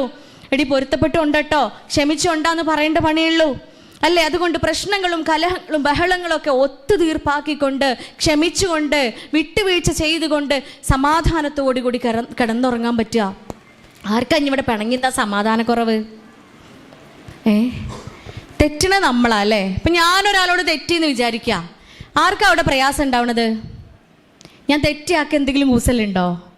ഇല്ല. അയാൾക്കൊന്നും സംഭവിക്കാൻ പോണില്ല. എനിക്കാ എൻ്റെ ശരീരത്തിൽ അഡ്രിനാലിൻ്റെ അളവ് കൂടും, നോർ അഡ്രിനാലിൻ്റെ അളവ് കുറയും, ചിലപ്പോൾ അതും കൂടും. എൻ്റെ തലച്ചോറിൻ്റെ ഉള്ളിലേക്ക് ബ്ലഡ് വെസൽസിൻ്റെ ഉള്ളിൽ കുഞ്ഞു കുഞ്ഞു ബ്ലഡ് വെസൽസാണ് ബ്രെയിനിലുള്ളത്. അതിൻ്റെ ഉള്ളിലേക്കൊക്കെ രക്തം ദ്രുതഗതിയിൽ ഇങ്ങനെ സംക്രമണം ചെയ്യും. അതിൻ്റെ ഉള്ളിലുള്ള കാപ്പിലറീസ് എന്ന് പറയും, കുഞ്ഞു കുഞ്ഞു രക്തക്കുഴലുകളൊക്കെ പൊട്ടും, ഹൈപ്പർ ടെൻഷൻ വരും, എൻ്റെ കിഡ്നി ഫെയിലിയർ ആവും, നേരത്തെ തന്നെ ഷുഗറും പ്രഷറും കൊളസ്ട്രോളൊക്കെ വരും അല്ലേ? ഞാനൊരു രോഗിയായി മാറും, ഞാനൊരു നിത്യരോഗിയായി മാറും. അതുകൊണ്ടാണ് പടച്ചോൻ ഖുർആനിൽ പറയണത്, പ്രതികരിക്കാൻ തോന്നുന്നുണ്ടെങ്കിൽ നിങ്ങൾ പ്രതികരിക്കേണ്ട, പ്രതികാരം ചെയ്യേണ്ട, വിട്ടുവീഴ്ച ചെയ്യണതാണ് നിങ്ങൾക്ക് നല്ലത് എന്ന്. അതേപോലെ പറയുന്നുണ്ട്, നിങ്ങൾ അള്ളാഹുവിനെ മാത്രം ആരാധിക്കുക, അവനോട് മറ്റൊന്നിനെയും പങ്കു ചേർക്കാതിരിക്കുക, മാതാപിതാക്കളോട് ഏറ്റവും നല്ല രീതിയിൽ പെരുമാറുക. കഴിഞ്ഞിട്ടില്ല, നിങ്ങൾ നിങ്ങളുടെ ബന്ധുക്കളോട്, സഹോദരങ്ങളോട്, അയൽവക്കക്കാരോട്, ബന്ധുക്കളായ രക്തബന്ധത്തിലുള്ള അയൽക്കാരോട്, അന്യരായ അയൽക്കാരോട്, വഴിയിലൂടെ നടന്നു പോകുന്ന ആളുകളോട് എല്ലാവരോടും മാന്യമായി പെരുമാറുക. കൂടെ പറയാണേ, ലാസ്റ്റ് പറയുന്ന ഒരു വാക്കാട്ടോ നമ്മളൊക്കെ ഹൃദയത്തിൽ ഇങ്ങനെ എഴുതി വെക്കേണ്ടത്, കൊത്തി വെക്കേണ്ടത്. അഹങ്കാരികളും ദുരഭിമാനികളുമായ ഒരാളെയും അള്ളാഹു ഇഷ്ടപ്പെടുന്നില്ല എന്ന്. നമ്മൾ ആലോചിക്കുക, തെറ്റി നിൽക്കുന്നുണ്ട് എങ്കിൽ, ആരോടെങ്കിലും നമുക്ക് പിണക്കമുണ്ട് എങ്കിൽ പടച്ചോൻ ആ മനുഷ്യനെ ഉൾപ്പെടുത്തിയത് ആരുടെ കൂട്ടത്തിലാണെന്നറിയോ? അഹങ്കാരിയുടെയും ദുരഭിമാനിയുടെയും കൂട്ടത്തിലാണ്. അഹങ്കാരിയായി എനിക്ക് മരിക്കണ്ട, ദുരഭിമാനിയായി എനിക്ക് മരിക്കേണ്ട. അതുകൊണ്ട് എൻ്റെ ജീവിതത്തിൽ ഏറ്റവും നല്ല പെങ്ങൾ, ഏറ്റവും നല്ല ആങ്ങള അത് ഞാൻ തന്നെ ആവുമെന്ന നിർബന്ധ ബുദ്ധിയിലേക്ക് കൂടി നമ്മൾ അപ്ഡേറ്റഡ് ആകണം. അതിനെ കൂടി ഞാൻ നല്ലതാക്കേണ്ടതുണ്ട്. നമുക്ക് നന്നാവണ്ടേ? നിങ്ങൾ വിഷയം വിട്ടുപോയാ? നന്നാവലാണല്ലോ നമ്മൾ ആദ്യം തന്നെ എഴുതി വെച്ച വാക്ക്, നന്നാവുക. ആര് നന്നാവുക? സെൽഫ്, മൈ സെൽഫ്, ഞാൻ നന്നാവുക. അപ്പം നമ്മൾ നല്ല മകളായി, നല്ല പെങ്ങളായി തീർന്നിട്ടില്ല പടച്ചമ്പുരാനെ. പിന്നെ അപ്ഡേഷൻ നടന്നുകൊണ്ടിരിക്കുക. വേർഷൻ ഇങ്ങനെ നമ്മളെ മൊബൈൽ ഫോണിൻ്റെ വേർഷൻ മാറുന്നത് പോലെ നമ്മുടെയും വേർഷൻ അപ്ഡേറ്റ് ചെയ്തുകൊണ്ടിരിക്കുകയാണ്. അപ്ഡേഷൻ്റെ ഭാഗമായിട്ട് ഞാൻ കല്യാണവും കഴിച്ചു അല്ലേ? കല്യാണം കഴിയണതോട് കൂടിയിട്ട് പ്രിയപ്പെട്ടവരെ മരുമകളാവാണ്, മരുമകനാവാണ്, ഭാര്യയാവാണ്, ഭർത്താവാണ്. ബാധ്യത ഉണ്ടോ? ചെറുതല്ലാത്ത ബാധ്യതയാണ് പ്രിയപ്പെട്ടവരെ വിവാഹം എന്ന് പറയുന്നത്. അത്രയും മനോഹരമായ, അത്രയും പവിത്രമായ കർമ്മമാണ് വിവാഹം എന്ന് പറയുന്നത്. വിവാഹത്തിൻ്റെ അർത്ഥം വിശുദ്ധമാക്കപ്പെട്ട വാഹനം എന്നാണ് മലയാളത്തിൽ. വിവാഹം എന്ന വാക്കിൻ്റെ അർത്ഥം വിശുദ്ധമാക്കപ്പെട്ട വാഹനം, അതായത് വിശുദ്ധമായതിനെ വഹിച്ചു കൊണ്ടുപോകുന്നത് എന്ന്. ആ വാഹനത്തിലുള്ള വിശുദ്ധമാക്കപ്പെട്ട 2 പേര് ഇണകളാ. ഭാര്യ ഭർത്താവ് എന്നാണ് മലയാളത്തിൽ പണ്ട് പറഞ്ഞിരുന്നത്, ഇപ്പം അത് പറയാൻ പാടില്ല എന്നാണ് പുതിയ നിയമം. ഭാര്യ ഭർത്താവ് എന്ന് വെച്ചാൽ എന്താ? ഭാര്യൻ്റെ അർത്ഥം എന്താ? ഭരിക്കപ്പെടുന്നവൾ. ഭർത്താവിൻ്റെ അർത്ഥം എന്താ? ഇന്നയാളെ ഭരിക്കുന്നവൻ. അങ്ങനെയാണോ? ചമ്പക്കുത്ത് അങ്ങനെയല്ല എന്നുള്ള എനിക്ക് ഉറപ്പാ. എന്തേ ആരൊരു അഭിപ്രായം പറയണില്ലല്ലോ തമ്പുരാനെ? ചമ്പക്കുത്ത് ഭരിക്കുന്നവളും ഭരിക്കപ്പെടുന്നവനുമാ? അങ്ങനെയല്ലട്ടാ. അത് മലയാളികൾ വിളിക്കുന്നുണ്ടെങ്കിൽ പരിശുദ്ധ ഖുർആനിൽ അങ്ങനെയല്ല. ഇണകൾ എന്നാണ് പറയുന്നത്. സൗജന. എത്ര മനോഹരമായ വാക്കാന്നറിയോ അത്? സൗജ് എന്ന് പറഞ്ഞാൽ എന്താ? ഇണക്കമുള്ളവർ, ഇണങ്ങുന്നവർ. അതിൻ്റെ അറബി ഭാഷയിൽ അതിൻ്റെ അർത്ഥം എന്താണെന്നറിയോ? മണ്ണിലേക്ക് ഇറ്റ് വീണ വെള്ളത്തുള്ളി, അതുമല്ലെങ്കിൽ ചവച്ചരയ്ക്കപ്പെട്ടത്. ഇത് രണ്ടും നോക്കൂ നിങ്ങൾ. ചവച്ചരയ്ക്കപ്പെട്ടതെന്ന് വെച്ചാൽ എന്താ? നമ്മൾ കഴിച്ച ഭക്ഷണം. ഇപ്പം നിങ്ങൾ ചായയും സമൂസയൊക്കെ കഴിച്ചു, അതങ്ങ് ചവച്ചരച്ച് കഴിഞ്ഞാൽ ചായ വേറെയും സമൂസ വേറെയും നമുക്ക് വേർതിരിക്കാൻ പറ്റില്ല. മണ്ണിലേക്ക് ഇറ്റ് വീണ വെള്ളത്തുള്ളിയെ, അത് ഇറ്റ് വീണ് കഴിഞ്ഞാൽ പിന്നെ മണ്ണിൽ നിന്ന് ആ വെള്ളത്തുള്ളിയെ നമ്മൾക്ക് വേർതിരിക്കാൻ പറ്റില്ല. അത്രയേറെ മനോഹരമാക്കിക്കൊണ്ട് വസ്ത്രത്തിനോട് ഉപമിച്ച 2 ബന്ധങ്ങൾ. അതേ ഖുർആനിൽ തന്നെ രാത്രിയോടും പകലിനോടുമാണ് ആണിനെയും പെണ്ണിനെയും ഉപമിച്ചിട്ടുള്ളത്. അത്രയേറെ വ്യത്യസ്തരാണെന്ന് നമുക്കറിയാം. ശരീരം കൊണ്ട് 2 പേരും 2 രൂപത്തിലുള്ളത്. വ്യത്യസ്തരാണ് ആണും പെണ്ണും. ശരീരം കൊണ്ട് മാത്രമല്ല, ചിന്തകൾ കൊണ്ട്, മാനസികാവസ്ഥകൾ കൊണ്ട്, എല്ലാം കൊണ്ടും, വികാരങ്ങൾ കൊണ്ട്, എല്ലാം കൊണ്ടും ആണും പെണ്ണും 2 ടൈപ്പിലുള്ളത്. അതുകൊണ്ടാണ് രാത്രിയോടും പകലിനോടും ഉപമിച്ചിട്ടുള്ളത്. ഇങ്ങനെയുള്ള 2 പേര്, 2 ജീവിത സാഹചര്യങ്ങളിൽ ജീവിച്ചു വന്ന 2 പേര്. ലോകത്തെ ഏറ്റവും ഐഡിയോളജിക്കലായ, ലോകത്തിലെ ഏറ്റവും ഐഡിയലായ കപ്പിൾസ് ആരാന്നറിയോ? ചരിത്രത്തിൽ രേഖപ്പെടുത്തിയിട്ടുണ്ട്. ആർക്കെങ്കിലും അറിയോ? ഏറ്റവും നല്ല ഭാര്യ ഭർത്താക്കന്മാർ ഇസ്ലാമിക ചരിത്രത്തിലെ പ്രവാചകരും ആയിഷ ബീവി എന്നൊരാൾ പറഞ്ഞു, പ്രവാചകരും ഖദീജ ബീവി എന്ന് വേറൊരാൾ പറഞ്ഞു. വേറെ എന്തെങ്കിലും ആൻസർ ഉണ്ടോ? Very good. ആയിരുന്നു? ബീവി ഫാത്തിമ റളിയല്ലാഹു അൻഹയും അലി റളിയല്ലാഹു അൻഹുവുമാണ് ഏറ്റവും നല്ല ഭാര്യ ഭർത്താക്കന്മാർ. അതിനൊരു കാരണമുണ്ട് അല്ലെ? അള്ളാന്റെ പ്രവാചകരുടെ മകളും മരുമോനും, ഇവർ 2 പേരും ഏറ്റവും നല്ല ഭാര്യ ഭർത്താക്കന്മാരെന്ന് പറയുന്നുണ്ട്. കാരണം ഇവർ 2 പേരും ഒരേ അന്തരീക്ഷത്തിൽ വളർന്നു വന്നവരാ. 2 പേരെയും വളർത്തിയത് ആരാണ്? പ്രവാചകനാണ് അല്ലേ? ചരിത്രം അറിയില്ലേ? 2 പേരെയും വളർത്തിയത് പ്രവാചകൻ കരീം സല്ലല്ലാഹു അലൈഹി വസല്ലമയാണ്. 2 പേരെയും വളർത്തിയത്. 2 പേരുടെയും ഇഷ്ടങ്ങളും അനിഷ്ടങ്ങളും രീതികളും ഒക്കെ ഒരുപോലെയാ. ഒരേ അറ്റ്മോസ്ഫിയറിൽ, ഒരേ അന്തരീക്ഷത്തിൽ വളർന്നു വന്ന 2 പേരും വിവാഹിതരായി. സ്വാഭാവികമായും ഏറ്റവും ഐഡിയൽ കപ്പിൾസ് എന്ന ഒരു കാറ്റഗറിയിലേക്ക് അവരെത്തുക. അത്രയും മനോഹരമായ ദാമ്പത്യ ജീവിതം നയിച്ച ആളുകൾ എന്ന രീതിയിലേക്ക് അവരെത്തുകയാണ്. പക്ഷെ നമ്മൾ പലപ്പോഴും അങ്ങനെയാണോ? ആണോ? എടവണ്ണ ജീവിച്ച ഞാനാണ് എവിടെ എത്തിയത്? എടക്കരെത്തിയത് അല്ലേ? എടവണ്ണ ഉദ്യോഗസ്ഥ ഫാമിലിയിൽ എൻ്റെ ഉമ്മാൻ്റെ ഉപ്പാൻ്റെ മകളായി ന്യൂക്ലിയർ ഫാമിലിയിൽ 3 പേര് 3 കുട്ടികൾ മാത്രമുള്ള, ഉമ്മയും ഉപ്പയും അടങ്ങുന്ന 5 പേര് മാത്രമുള്ള കുടുംബത്തിൽ നിന്ന് എത്തിയതോ എടക്കര അല്ലേ? അത്രയും ദൂരമുള്ളൊരു സ്ഥലത്ത്, അതും പക്കാ ബിസിനസ് ഫാമിലിയിൽ 10ലേറെ ജനങ്ങൾ അന്ന് തന്നെ ഉണ്ട്. അത്രയും മനുഷ്യന്മാരുള്ള എൻ്റർലി ഡിഫറെൻ്റ് ആയിട്ടുള്ളൊരു ഫാമിലിയിൽ എത്തുന്നത്. നിങ്ങൾക്ക് എൻ്റെ ഉദാഹരണം പറയാൻ പറ്റുള്ളൂ. നിങ്ങളതൊക്കെ നിങ്ങൾ വിചാരിച്ചാൽ മതി ഉള്ളിലേ അല്ലേ? എൻ്റെ വിളേജ് എങ്ങനെയാണെന്ന് തോന്നുന്നതിന് പകരം എല്ലാവരും അവരവരുടെ ആലോചിച്ചാൽ മതി. നമ്മൾ എൻ്റർലി ഡിഫറെൻറ്റ് കൾച്ചറിൽ നിന്നും അതുമായിട്ടൊരു സാത്മ്യവും ഇല്ലാത്തൊരു ബന്ധത്തിലേക്ക് എത്തിച്ചേരുക. അതാണ് വിവാഹം എന്ന് പറയുന്നത്. ആ വിശുദ്ധമാക്കപ്പെട്ട വാഹനം എന്ന് പറയുന്നത് അതാണ്. വേർപിരിക്കാൻ പറ്റാത്ത രൂപത്തിൽ കെട്ടുപിണഞ്ഞു കിടക്കുന്ന മരച്ചില്ലകൾ എന്നാണ് തനാഖഹത്തുൽ അസ്ജാർ എന്ന വാക്കിൽ നിന്ന് നിക്കാഹ് എന്നുള്ള പദം ഉണ്ടായിട്ടുള്ളത്.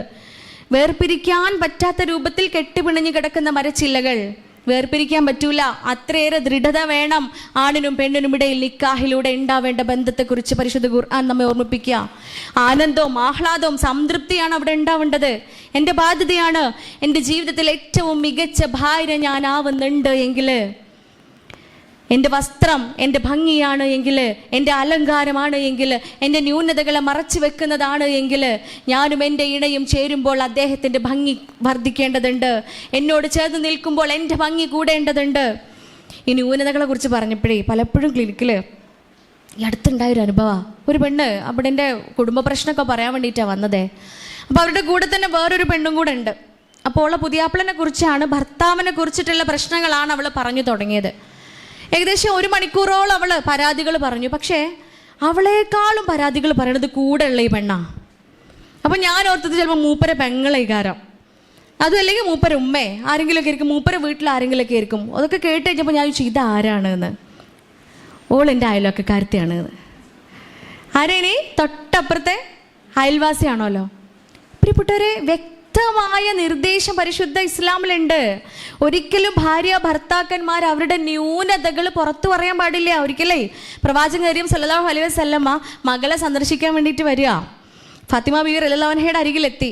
അപ്പോൾ റസൂൽ എത്തുന്നതിൻ്റെ തൊട്ട് മുമ്പേ അലി റളിയല്ലാഹു അൻഹുവും ഫാത്തിമയും തമ്മിൽ ഒരു ചെറിയൊരു സംസാരം ഉണ്ടായിട്ടുണ്ടായിരുന്നു. പിണക്കം എന്നൊന്നും അതിനെ വിശേഷിപ്പിക്കാൻ പറ്റില്ല. ചെറുതായിട്ട് അവർ രണ്ടുപേരും ഒന്ന് സംസാരിച്ചിട്ടുണ്ടായിരുന്നു അങ്ങോട്ടും ഇങ്ങോട്ടും.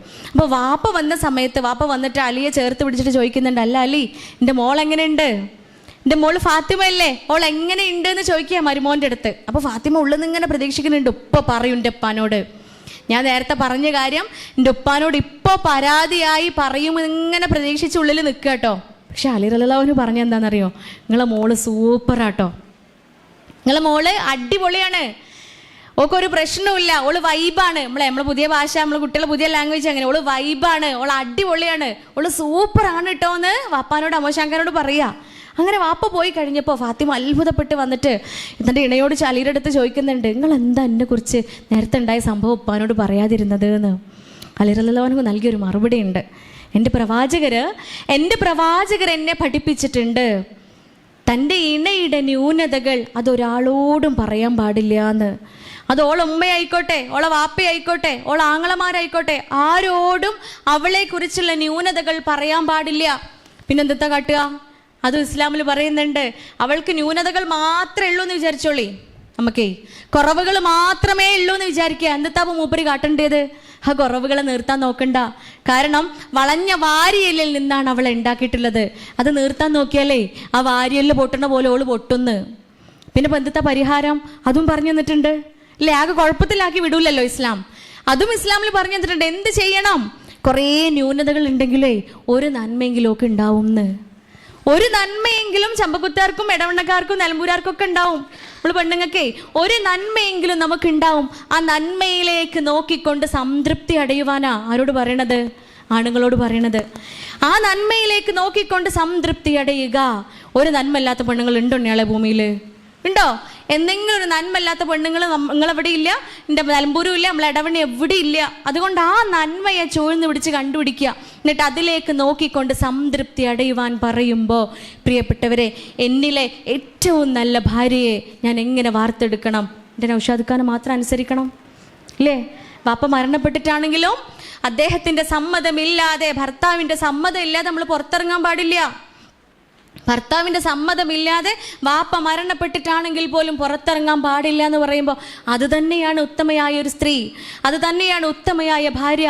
അവൻ്റെ അഭാവത്തിൽ അവൻ അർഹതപ്പെട്ടതിനെ എല്ലാം സംരക്ഷിക്കുന്നവളാവേണ്ടതുണ്ട്. അവൻ്റെ അഭാവത്തിൽ അവന് ആവശ്യപ്പെട്ടതെല്ലാം, അവൻ അർഹതപ്പെട്ടതെല്ലാം സംരക്ഷിക്കുന്നവളാവേണ്ടതുണ്ട്.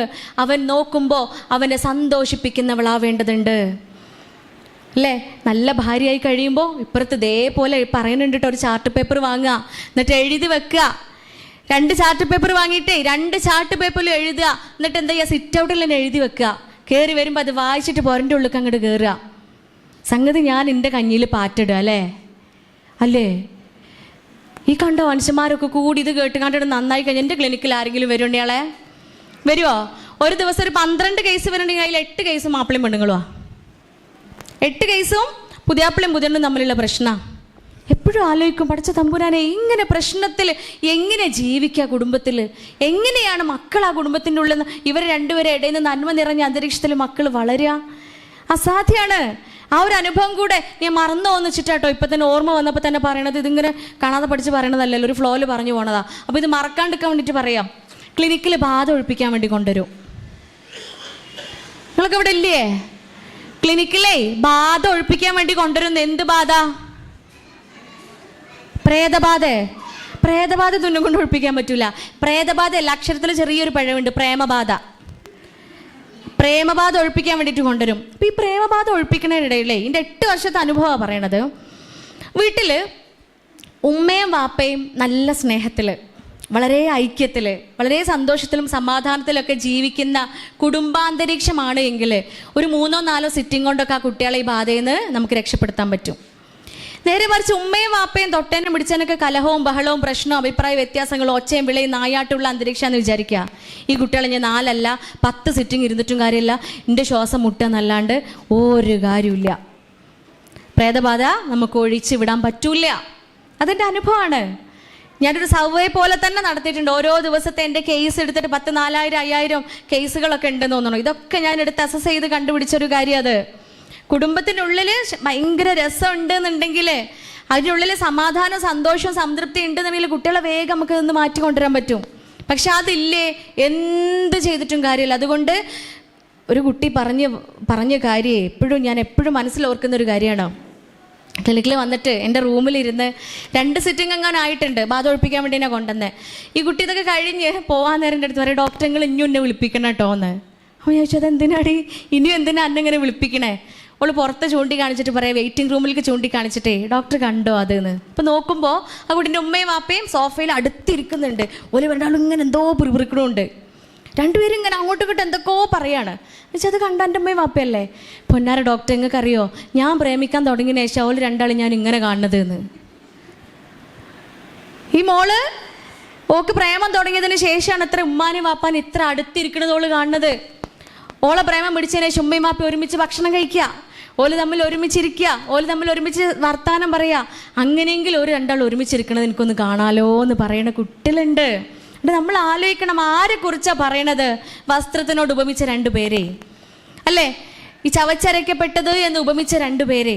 അത്രയേറെ ഇണങ്ങി ചേരേണ്ട 2 പേര് പിണങ്ങി ജീവിക്കുക, തെറ്റി നിൽക്കുക. ഞാൻ പറഞ്ഞില്ല എന്തിൻ്റെയൊക്കെ പേരില്ല. അവിടെയാണല്ലോ മനസ്സിലാക്കൽ എന്ന് പറയുന്ന ഒരു കാര്യം ഉണ്ടാവേണ്ടത്. ഒരു സ്ത്രീ 5 വർഷമായി ഇപ്പോഴും എൻ്റെ ക്ലിനിക്കിൽ കൗൺസിലിങ്ങിന് വന്നുകൊണ്ടിരിക്കുക. കാരണം എന്താണെന്നറിയോ, ഭർത്താവും ആ സ്ത്രീയും തമ്മിൽ ഒന്ന് പറഞ്ഞ് രണ്ടാമത്തേന് അടിയാ, പ്രശ്നം, കച്ചറയാണ്. രണ്ടാളും തോറ്റു കൊടുക്കാൻ തയ്യാറല്ല. തോറ്റു കൊടുക്കുക എന്ന് പറയുന്നത് വലിയൊരു കാര്യമാണ് അല്ലേ.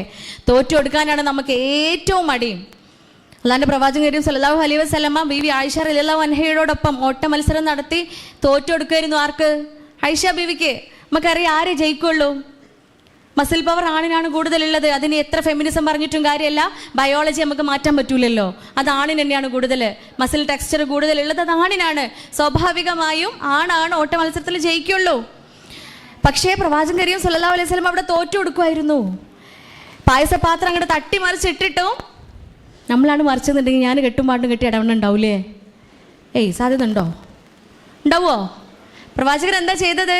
ഓരോ ചില്ല് കഷ്ണവും പെറുക്കിയെടുത്ത് അവിടെ ക്ലീൻ ചെയ്തിട്ട് കൊണ്ടുവന്ന കുട്ടിയോട് പറയുന്നുണ്ട്, നിങ്ങൾ ഉമ്മ ഇങ്ങനെയല്ലട്ടോന്ന്, നിങ്ങൾ ഉമ്മ ഇങ്ങനെയല്ലാട്ടോന്ന് പറയുന്നുണ്ട്. ക്ഷമയാണ് പ്രിയപ്പെട്ടവരെ, ക്ഷമ. ഈ ക്ഷമ എന്ന് പറഞ്ഞ വാക്കന്നെ പലപ്പോഴും നമ്മളൊക്കെ മറന്നു പോയിട്ടുണ്ട് അല്ലേ. ക്ഷമയും സഹനവും നമ്മളെ ഡിക്ഷണറിയിൽ ഇല്ല. നമ്മുടെ ഡിക്ഷണറിയിൽ നിന്ന് അത് ആ വാക്കന്നെ മായ്ച്ചു പോയിട്ടുണ്ട്. ആ ക്ഷമയാണ് ജീവിതത്തിലേക്ക് കൊണ്ടുവരേണ്ടത്. ആ സഹനശേഷിയാണ് ജീവിതത്തിലേക്ക് കൊണ്ടുവരേണ്ടത്. ഇവിടെ വഴക്കായി, പ്രശ്നമായി. ഇവരുടെ പ്രത്യേകത എന്താണെന്നറിയോ? വഴക്ക് കൂടി പ്രശ്നമായി കഴിഞ്ഞാൽ രണ്ടുപേരും 2 റൂമിൽ പോയി കിടന്നുറങ്ങും. 2 റൂമിൽ പോയി കിടക്കും. അന്നും രണ്ടാളും 2 റൂമിൽ കിടന്നു. വാപ്പയമ്മയും 2 റൂമിലാണ് കിടന്നുറങ്ങണേ. രാവിലെയായി ഉമ്മ എഴുന്നേറ്റ് നിസ്കാരമൊക്കെ കഴിഞ്ഞ് അടുക്കളയിൽ കയറി ഭക്ഷണം ഉണ്ടാക്കുന്നതിൻ്റെ ഇടയിൽ ഗൾഫിലുള്ള മോള് വിളിക്കുകയാണ്. മക്കളെയൊക്കെ കെട്ടിച്ച് പേരക്കുട്ടികളൊക്കെ ആയിട്ടുണ്ടായിരുന്നു. മകള് വിളിച്ചിട്ട് കുശലാന്വേഷണങ്ങളൊക്കെ കഴിഞ്ഞ് ഇടയ്ക്ക് വെച്ച് ഉപ്പ ഇവിടെ മാന്ന്. എനിക്കറിയില്ല, എണീറ്റിട്ടില്ല എന്ന് തോന്നണു. മകളുടെ നിർബന്ധത്തിന് വഴങ്ങി ഉപ്പാനെ വിളിക്കാൻ പോവാണ്. ഉപ്പാനെ വിളിക്കാൻ വേണ്ടിയിട്ട് റൂമിൽ പോയി പേര് വിളിച്ചു നോക്കി. 3-4 തവണ പേര് വിളിച്ചു. ഉപ്പ അറിയണില്ല, കേൾക്കാത്ത പോലെ കിടക്കുക. ഉമ്മ എന്തേത് നിവൃത്തിയില്ലാണ്ടൊന്ന് തോണ്ടി നോക്കി. വാപ്പ അറിയണില്ല, തോണ്ടിയിട്ടും അറിയണില്ല. അപ്പോൾ ഒന്ന് അമർത്തി തട്ടി നോക്കി, തട്ടിയിട്ടും അറിയണില്ല. മെല്ലെ മറിച്ചിട്ട് നോക്കുമ്പോഴേ പ്രിയപ്പെട്ടവരെ, ഒരിക്കലും ഉണരാത്ത ഉറക്കത്തിലേക്ക് പകുതി തുറന്നു വെച്ച വായും കണ്ണുമായി അദ്ദേഹം മടങ്ങിയിട്ടുണ്ട്. കഴിഞ്ഞ 9 മണിക്കൂറുകൾക്ക് മുമ്പേ മരണപ്പെട്ടു പോയിട്ടുണ്ട് പ്രിയപ്പെട്ട ഭർത്താവ്. അവസാന നിമിഷത്തിൽ ഒരു തുള്ളി വെള്ളം കൊടുക്കാൻ പോലും, കെലിമ ചൊല്ലിക്കൊടുക്കാൻ പോലും, എന്നോട് പൊറുക്കെന്ന് പറയാൻ പോലും, വിട്ടുവീഴ്ച ചോദിക്കാൻ പോലും പറ്റാത്ത അവസ്ഥയിലും മരണപ്പെട്ട് പിരിയാണ് 2 പേരും. ഡിപ്രഷൻ എങ്ങനെയാണ് തീരുക? കൗൺസിലിംഗ് കൊടുത്തിട്ട് കാര്യമില്ല, ഹിപ്നോതെറാപ്പി കൊടുത്തിട്ട് കാര്യമില്ല, സൈക്യാട്രിക് മെഡിസിൻ കൊടുത്തിട്ട് കാര്യമില്ല. ആ മനസ്സിനേറ്റ മുറിവിനെ തീർക്കാൻ ഒരു മനുഷ്യനും കഴിയൂല. അതുകൊണ്ട് ചിന്തിക്കുക, മരണം എന്ന് പറയുന്നത് കണ്ടനാളേക്കാൾ അടുത്തുണ്ട്. അതെപ്പോഴാണ് വരിക നമുക്ക് പറയാൻ പറ്റില്ല. ഒരിക്കലും പിണങ്ങി ജീവിക്കുവാൻ പാടില്ല. ഇങ്ങനത്തെ അനുഭവങ്ങൾ, പ്രയാസങ്ങളും പ്രശ്നങ്ങളും ഉണ്ടാവുന്ന അനുഭവങ്ങൾ സമ്മാനിക്കുന്ന ക്ലിനിക്കുകൾ എൻ്റെ ക്ലിനിക്കിലെ. എന്നും മടങ്ങുമ്പോഴേ വൈകുന്നേരം മടങ്ങുന്ന സമയത്ത് ഒന്നെങ്കിലും ഉമ്മാനെ വിളിക്കും. ഉമ്മ ഫ്രീ ആണെങ്കിൽ ഉമ്മച്ചനെ വിളിക്കും. നൗഷാദക്ക് ഫ്രീ ആണെങ്കിൽ നൗഷാദ് ഖാനെ വിളിക്കും. ഈ 2 മനുഷ്യന്മാരെ വിളിച്ച് ഇടക്കരെത്തണവരെ സംസാരിക്കും. അന്ന് ഉണ്ടായ ക്ലിനിക്കിൽ അനുഭവങ്ങളൊക്കെ പറഞ്ഞു കഴിയുമ്പോഴാണ് നമ്മളെ ഉള്ളിലുള്ള പ്രയാസങ്ങളൊക്കെ ഒന്ന് തീരുക. പക്ഷെ അന്നൊരു ദിവസം എനിക്കൊന്നും വിളിച്ച് സംസാരിക്കാൻ ഉണ്ടായിരുന്നില്ല. ഏത് ദിവസമാണെന്നറിയോ? അന്ന് വീട്ടിൽ വന്ന ഒരു അനുഭവം കൂടി പറയുകയാണ് പ്രിയപ്പെട്ടവരെ. ക്ലിനിക്കിൽ വന്ന ഒരു അനുഭവം. പ്രായമായ ഒരു വല്യമ്മയും വല്യപ്പയാണ്. നിങ്ങളൊക്കെ ഇവിടെ ഇല്ലേ? മടുപ്പുണ്ടാ? ഇല്ലേ? ഉറങ്ങണ്ട എണ്ണയാളെ പരിപ്പുണ്ടേ. സമൂസ ചായ കുടിച്ചിരിക്കല്ലേ, വല്ല എനർജി ലോസ് ഒന്നും ഉണ്ടാവില്ല. അപ്പോൾ നമ്മൾ പറഞ്ഞു വന്നത്, ക്ലിനിക്കിലേക്ക് ഒരു ദിവസം പ്രായമായ ഒരു വല്യമ്മയും വല്യപ്പയും വരിക. റിസപ്ഷനിൽ ഞാൻ ചോദിച്ചു, ഇത്രയും പ്രായമായ വല്യമ്മാനെയും വല്യപ്പാക്കൊക്കെ എന്തിനാ അപ്പോയിൻമെൻറ്റ് കൊടുക്കണത്? ഒരു ഫോണിൽ കൂടെ സംസാരിക്കുമായിരുന്നല്ലോ, അല്ലെങ്കിൽ വീട് അടുത്താണെങ്കിൽ ഞാൻ പോയി സംസാരിക്കുമായിരുന്നല്ലോ എന്ന് ചോദിക്കുകയാണ്. അപ്പോൾ അവർ പറഞ്ഞു അവർക്ക് വന്നേ പറ്റൂ, അതുകൊണ്ടാണ് കൊടുത്തത് എന്ന് പറഞ്ഞ് അങ്ങനെ വരികയാണ്. വാപ്പാക്ക് ഏകദേശം ഒരു 80-85 വയസ്സുണ്ടാവും വല്യപ്പാക്ക്. വല്യമ്മാക്കും ഉണ്ടാവും 80 വയസ്സൊക്കെ. എന്തിനാ അവർ കൊണ്ടുവരുന്നതെന്നറിയോ? കാര്യം നിസ്സാര. ഓല പ്രശ്നം എന്താണെന്നറിയോ? വല്യപ്പാക്ക് ഉറങ്ങാൻ ഫാന് വേണം, വല്യമ്മാക്ക് ഉറങ്ങാൻ ഫാന് വേണ്ട. പ്രശ്നം എന്താ? അതാ ഞാൻ നേരത്തെ പറയണ പല സന്ദർഭങ്ങളും നിങ്ങളെ പുരയ്ക്ക് പോയാൽ അവിടെ ഉണ്ടാവുമെന്ന്. പോണ്ട, അവിടെ മാത്രം ഇരുന്നാൽ മതി. വല്യപ്പാക്ക് ഫാന് വേണം, വല്യമ്മാക്ക് ഫാന് വേണ്ട. കാര്യം നിസ്സാരല്ലേ? വലിയ മോന് വളരെ സിമ്പിളായിട്ട് പരിഹരിച്ചു കൊടുത്തു. അതിനിപ്പോൾ എന്താ പ്രശ്നം? വാപ്പൊരു റൂമിൽ കിടന്നോട്ടെ, ഉമ്മൊരു റൂമിലും കിടന്നോട്ടെ, പ്രശ്നം തീർന്നില്ലേ? വാപ്പൊരു റൂമിലും ഉമ്മൊരു റൂമിലും കിടക്കട്ടെ, വാപ്പ ഫാനിട്ട് കിടന്നോട്ടെ, ഉമ്മ ഫാൻ ഇടണ്ടാച്ചാ പോരെ എന്ന്. പക്ഷെ പ്രശ്നം അതല്ല. ഉമ്മയും വാപ്പയും 2 റൂമിൽ കിടക്കൂല, വാപ്പയമ്മയും 2 റൂമിൽ കിടക്കൂല. പിന്നെന്താ കാട്ടുക? ചെറിയ കുട്ടി ഇടപെട്ട്, ചെറിയ ഇളയ മോൾ ഇടപെട്ടിട്ട് പറഞ്ഞു, സാരല്ല എന്നാൽ 2 റൂമിൽ കിടക്കണ്ട, ഓലെ 2 ആളെ നമുക്ക് 2 കട്ടിലുമ്മ കിടത്താം. വാപ്പാൻ ഒരു മൂലയിലൊരു കട്ടിലും ഉമ്മാൻ ഈ മൂലയിലൊരു കട്ടിലും കിടത്താം. വാപ്പാൻ്റെ നേർക്ക് നമുക്ക് ഫാന് തിരിച്ചു വെക്കാന്ന്. പ്രശ്നം അവിടെയും തീർന്നില്ല. കാരണം എന്താ? ഓല 2 ആളും 2 കട്ടിലും കിടക്കൂലോ. ഓല് 2 ആളും 2 കട്ടിലും കിടക്കൂലെന്ന്. അപ്പൊ ചെറിയ പേരക്കുട്ടി ആ കുഞ്ഞു ബുദ്ധിയിൽ ഉദിച്ചൊരു കാര്യം പറഞ്ഞു. എന്താണെന്നറിയോ? ആയിക്കോട്ടെ, നിങ്ങൾ 2 ആളും 2 റൂമിലും കിടക്കണ്ട, 2 കട്ടിൽമേലും കിടക്കണ്ട, നിങ്ങൾക്ക് 2 ആൾക്കും കുറച്ച് നീങ്ങി കിടക്കാൻ പറ്റുമോ എന്ന്. കുറച്ച് നീങ്ങി കിടന്നൂടെ, നമുക്ക് വാപ്പാൻ്റെ സൈഡിലേക്ക് ഫാന് തിരിച്ചേക്കാലോ എന്ന്. അവിടെയും പരിഹരിക്കാൻ പറ്റാത്തതുകൊണ്ടാണ് ക്ലിനിക്ക് വന്നത്. ഓല് 2 ആളും നീങ്ങി കിടക്കൂലോ ഇല്ലേ? പിന്നെ ഒരു എക്സ്പേർട്ട് തെറാപ്പിസ്റ്റ് ഡോക്ടർ അതിൻ്റെ ഇടയിൽ ഇടപെട്ടാലേ പ്രശ്നം പരിഹരിക്കാൻ പറ്റുള്ളൂ എന്ന് വന്നതുകൊണ്ടാണ് ക്ലിനിക്കിൽ വന്നത്. അൽഹംദുലില്ലാ പ്രശ്നം പരിഹരിച്ചു പോയി. അന്നത്തെ ദിവസം എൻ്റെ ക്ലിനിക്കിൽ ഏറ്റവും മനോഹരമായ ദിവസമായിരുന്നു. അത്രയേറെ എനിക്ക് ആനന്ദവും സന്തോഷവും നൽകിയ ദിവസമായിരുന്നു പ്രിയപ്പെട്ടവരെ. ഇത് കാലം കഴിയും തോറും വീര്യം കൂടേണ്ട ഒന്നാണ് അല്ലെ? മവദ്ദത്തും റഹ്മ എന്നാ പറയണത്. കാരുണ്യവും സ്നേഹവും ലവ്വൊക്കെയാണ് അവിടെ ഉണ്ടാവേണ്ടത്. ഇത് പൊരൻ്റെ ഉള്ളിൽ അതൊന്നുമില്ല അല്ലേ? വീടിൻ്റെ ഉള്ളിൽ ഹലാലായ പ്രണയം ഉണ്ടാവേണ്ട വീടിൻ്റെ ഉള്ളിൽ നിന്ന് പ്രണയത്തിൻ്റെ പ്രാ പോലും കുട്ടികൾ കാണുന്നില്ല. പക്ഷെ പുറത്തേക്ക് അങ്ങോട്ട് പോയാലോ, നമ്മൾ പാരൻറ്റിങ്ങൊക്കെ വന്നാൽ പിന്നെ ഈ ദിവസം 2 ദിവസം എടുത്താലും തീരൂല അല്ലേ? പാരൻറ്റിങ്ങിൽ എന്നിൽ ഉമ്മ, എൻ്റെ ഉമ്മാനെ ഞാൻ നന്നാക്കുമ്പോഴാണ് ഞാൻ കുടുങ്ങുക അല്ലേ? ഭാര്യയൊക്കെ നന്നായിപ്പോ, മരുവോളും നന്നായി അല്ലേ? മരുവോള് നന്നായോ? ആ വിഷയം പിന്നെ തുടങ്ങിയ തീരുണ്ണിയാളെ അമ്മായിമ്മ മരുവോള് പ്രശ്നം. എന്തെത്താ നമ്മൾ കാട്ടുക? സംഗതി ഓള് വേറെ അമ്മാൻ്റെയും അപ്പാൻ്റെയും കുട്ടിയൊക്കെ തന്നെയാ പുരയ്ക്ക് കയറി വന്നത്. അങ്ങ് ആലോചിച്ചൊക്കെ ഒരു മരം പറിച്ചങ്ങ് വേറെ മണ്ണിൽ നടുമ്പോൾ ആ മരത്തിനെ കുറച്ച് പരിചരിക്കേണ്ടതുണ്ട്. നമ്മൾ കുറച്ച് വെള്ളമൊക്കെ കൊടുത്ത് കുറച്ച് കൂടുതൽ പരിചരിക്കേണ്ടതുണ്ട്. ഇതൊക്കെ ഒഴിവാക്കി വരുമല്ലേ? എൻ്റെ അനുഭവം എന്താണെന്നറിയോ? ഇവിടെ നിന്ന് അങ്ങോട്ട് കല്യാണം കഴിഞ്ഞ് ഇടയ്ക്കരെത്തിയ സമയത്തെ സംഗതി ഉറക്കം തന്നെ വരുന്നുണ്ടായിരുന്നില്ല. കാരണം എന്താ? എനിക്കൊരു ദുശീലുണ്ട്. ദുശീലെന്നോ ശീലെന്നോ ഒബ്സഷനെന്നോ ഒസ്വാസെന്നോ എന്ത് വേണമെങ്കിലും പറയാം. ഒരു ഒബ്സസീവ് കമ്പൽസറി പേഴ്സണാലിറ്റി ഡിസോർഡർ ആണെന്നൊക്കെ ചിലപ്പോൾ എനിക്ക് തോന്നലുണ്ട്. എന്താണെന്ന് വെച്ചാൽ എനിക്ക് ചെറുപ്പം മുതലേ ഉറങ്ങാൻ എൻ്റെ ഉപ്പാൻ്റെ മണം വേണം. ഉപ്പാൻ്റെ തുണി, ഉപ്പാൻ്റെ തുണിയുണ്ട്, ആ തുണി മുഖത്തിട്ടിട്ടാണ് ഞാൻ കിടന്നുറങ്ങുക. അത് ഉമ്മ പറയും തൊട്ടിലൊക്കെ കിടക്കുന്ന സമയത്തെ ഞാൻ അങ്ങനെയാണെന്ന്. ഉപ്പ ഒരു ദിവസമൊക്കെ ഉടുത്ത് മാറ്റി വെച്ച കുറച്ച് നേരമൊക്കെ ഉടുത്ത് അടുത്ത ദിവസം കൂടി ഉടുക്കാൻ വേണ്ടി മടക്കി വെച്ച തുണി ഉണ്ടാവും. ഉപ്പാൻ്റെ തുണിക്കൊരു പ്രത്യേക മണാ. എൻ്റെ ഉപ്പ കുട്ടിക്കൂറ പൗഡറാണ് ഉപയോഗിക്കുക. ആ കുട്ടിക്കൂറ പൗഡറും ഉപ്പാൻ്റെ വിയർപ്പും കൂടെയൊക്കെ കൂടി കലർന്നൊരു പ്രത്യേക മണമുണ്ട്. അത് ഭയങ്കര രസമുള്ളൊരു മണമാണത്. എന്താ പറയുക, അനിർവചനീയമാണ് ശരിക്കും ആ മണം എന്ന് പറയുന്നത്. അത് മുഖത്തിട്ടിട്ടാണ് ഞാൻ കിടന്നുറങ്ങുക. കല്യാണം കഴിയുമ്പോൾ ആരെങ്കിലും ആ തുണി ഉണ്ടാവുമോ? കാരണം എനിക്ക് തന്നെ അറിയില്ലല്ലോ ഇത് ഉണ്ടായാലേ ഉറങ്ങാൻ പറ്റുള്ളൂ എന്നുള്ളത്. കല്യാണം കഴിഞ്ഞ് പോയി പഠിച്ച തമ്പുരാനെ ഉറക്കം വരുന്നില്ല. അടുത്ത ദിവസം നമ്മൾ അടുക്കള കാണാൻ വരുമല്ലോ അല്ലേ? ഉമ്മ അടുക്കള കാണാൻ വരുന്ന സമയത്ത് ആദ്യം ഉമ്മാനെ വിളിച്ച് ഞാൻ പറഞ്ഞു, ഉമ്മച്ചേ എപ്പാൻ്റെ ഒരു തുണി നിങ്ങൾ കയ്യിൽ വെക്കണട്ടാന്ന്. ആ തുണി മുഖത്തിട്ടിട്ടാണ് പിന്നെ ഉറങ്ങിയത്. ഒരു പെണ്ണിനെ സംബന്ധിച്ച് ഇത്രയും നിസ്സാരമാണ് അല്ലേ? നമ്മൾ കിടന്നുറങ്ങിയ വീടും കൂടി ആ ഉമ്മാനെ വാപ്പാനെ ആ അന്തരീക്ഷം ഒക്കെ വിട്ടിട്ട് നമ്മൾ പോവാണ് മറ്റൊരാളുടെ വീട്ടിലേക്ക്. അവിടെ ചിലപ്പോൾ ഒന്ന് വേരുറച്ച് വരാൻ കുറച്ച് സമയമൊക്കെ പിടിക്കും. ആ വേര് അവിടെ ഉറക്കണമെന്നുണ്ടെങ്കിൽ അവിടെയുള്ള മനുഷ്യന്മാർ അത്രയും കൂടുതൽ അവളോട് സഹകരിക്കേണ്ടതുണ്ട്, അവളെ പരിഗണിക്കേണ്ടതുണ്ട്, അവളെ പരിചരിക്കേണ്ടതുണ്ട്. താൻ പ്രസവിച്ചിട്ടില്ല എങ്കിലും തൻ്റെ മകളാണ് എന്ന ചിന്തയിലേക്ക് ഏത് അമ്മായിമ്മയും എത്തണം. വേണ്ടേ? ഞാൻ ഔഷാദ് ഖാൻ്റെ അടുത്ത് വസിയത്ത് ചെയ്തൊരു കാര്യം, ഓരോ ദിവസവും ഈ അമ്മായിമ്മമാരോട് പ്രശ്നം കേട്ട് മടുത്തിട്ടേ, എനിക്ക് 3 ആൺകുട്ടികളാ, ഇവർ ഇൻഷാ അല്ലാ ഞാൻ ജീവനോടുണ്ട് എങ്കിൽ 3 പെൺകുട്ടികൾ അവർ വരാനും അത് കാണാനുള്ള ഭാഗ്യം എനിക്ക് ലഭിക്കുന്നുണ്ട് എങ്കിൽ, എപ്പോഴാണോ ഞാൻ അവരെ പ്രസവിച്ച ഉമ്മയായിക്കൊണ്ട് എനിക്ക് അവരോട് പെരുമാറാൻ പറ്റാതെ വരുന്നത്, അന്ന് നിങ്ങൾ ഇന്നേ പോരെന്ന് മാറ്റണം കേട്ടോ എന്ന് ഞാൻ പറഞ്ഞിട്ടുണ്ട്. ഇല്ലേ? ഞാൻ പ്രസവിക്കാത്ത എൻ്റെ മക്കളായിക്കൊണ്ട്, എൻ്റെ സ്വന്തം മക്കളായിക്കൊണ്ട്, മറുമകൾ എന്ന മരുമകൾ എന്താണ്? മറുമകൾ, മകളുടെ അപ്പുറം ഭാഗമാണ്. മകളോട് ഒരുപോലെയും മരുമകളോട് ഒരുപോലെയും കാണിക്കരുത്, തെറ്റാണ്.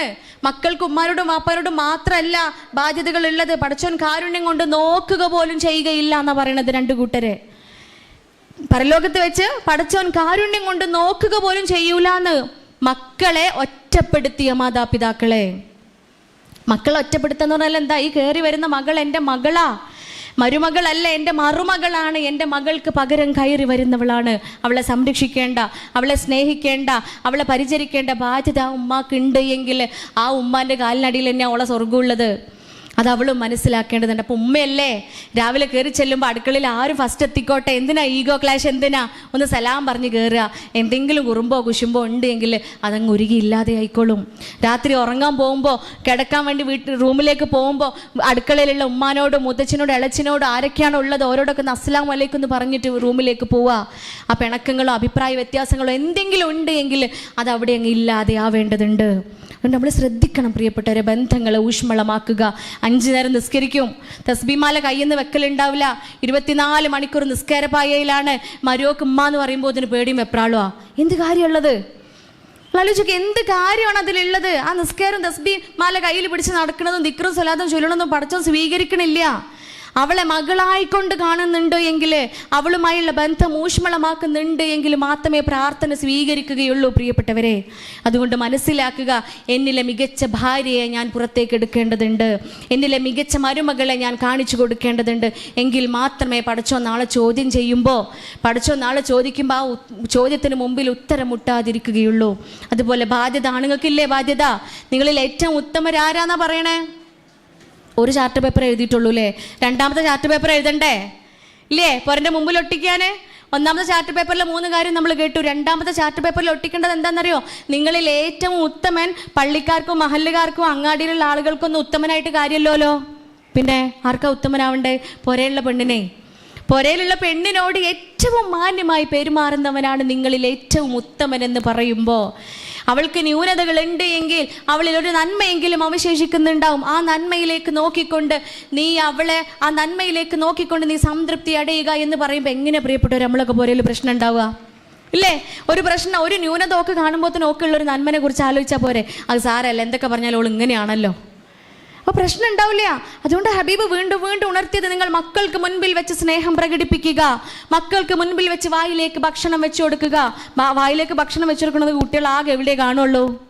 റീൽസിൽ, പിന്നെ റീൽസിലും ഷോർട്സിലും ഇഷ്ടം പോലെ കാണും അങ്ങോട്ടും ഇങ്ങോട്ടും വായിലേക്ക് ഭക്ഷണം വെച്ച് കൊടുക്കുന്നത്. അത് ഹറാമായ സ്നേഹബന്ധങ്ങളിലല്ല പ്രിയപ്പെട്ടവരെ കുട്ടികൾ കാണേണ്ടത്.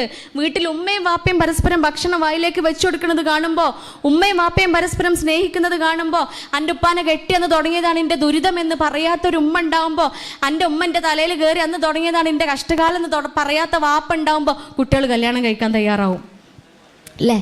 ഇത് പൊരയിൽ ഉമ്മയും വാപ്പയും കീരിയും പാമ്പും കണ്ടമായിരിക.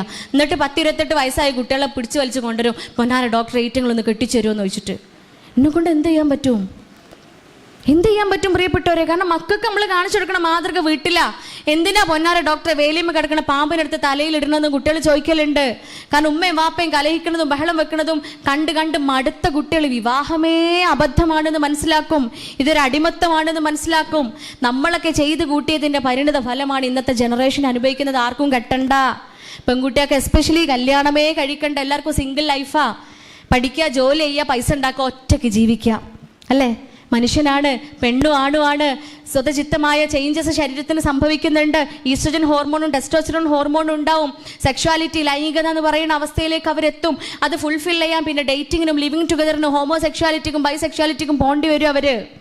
ഇതിനൊക്കെ കാരണക്കാരാരാ? നമ്മളാണ് എങ്കിൽ ചിന്തിക്കണം.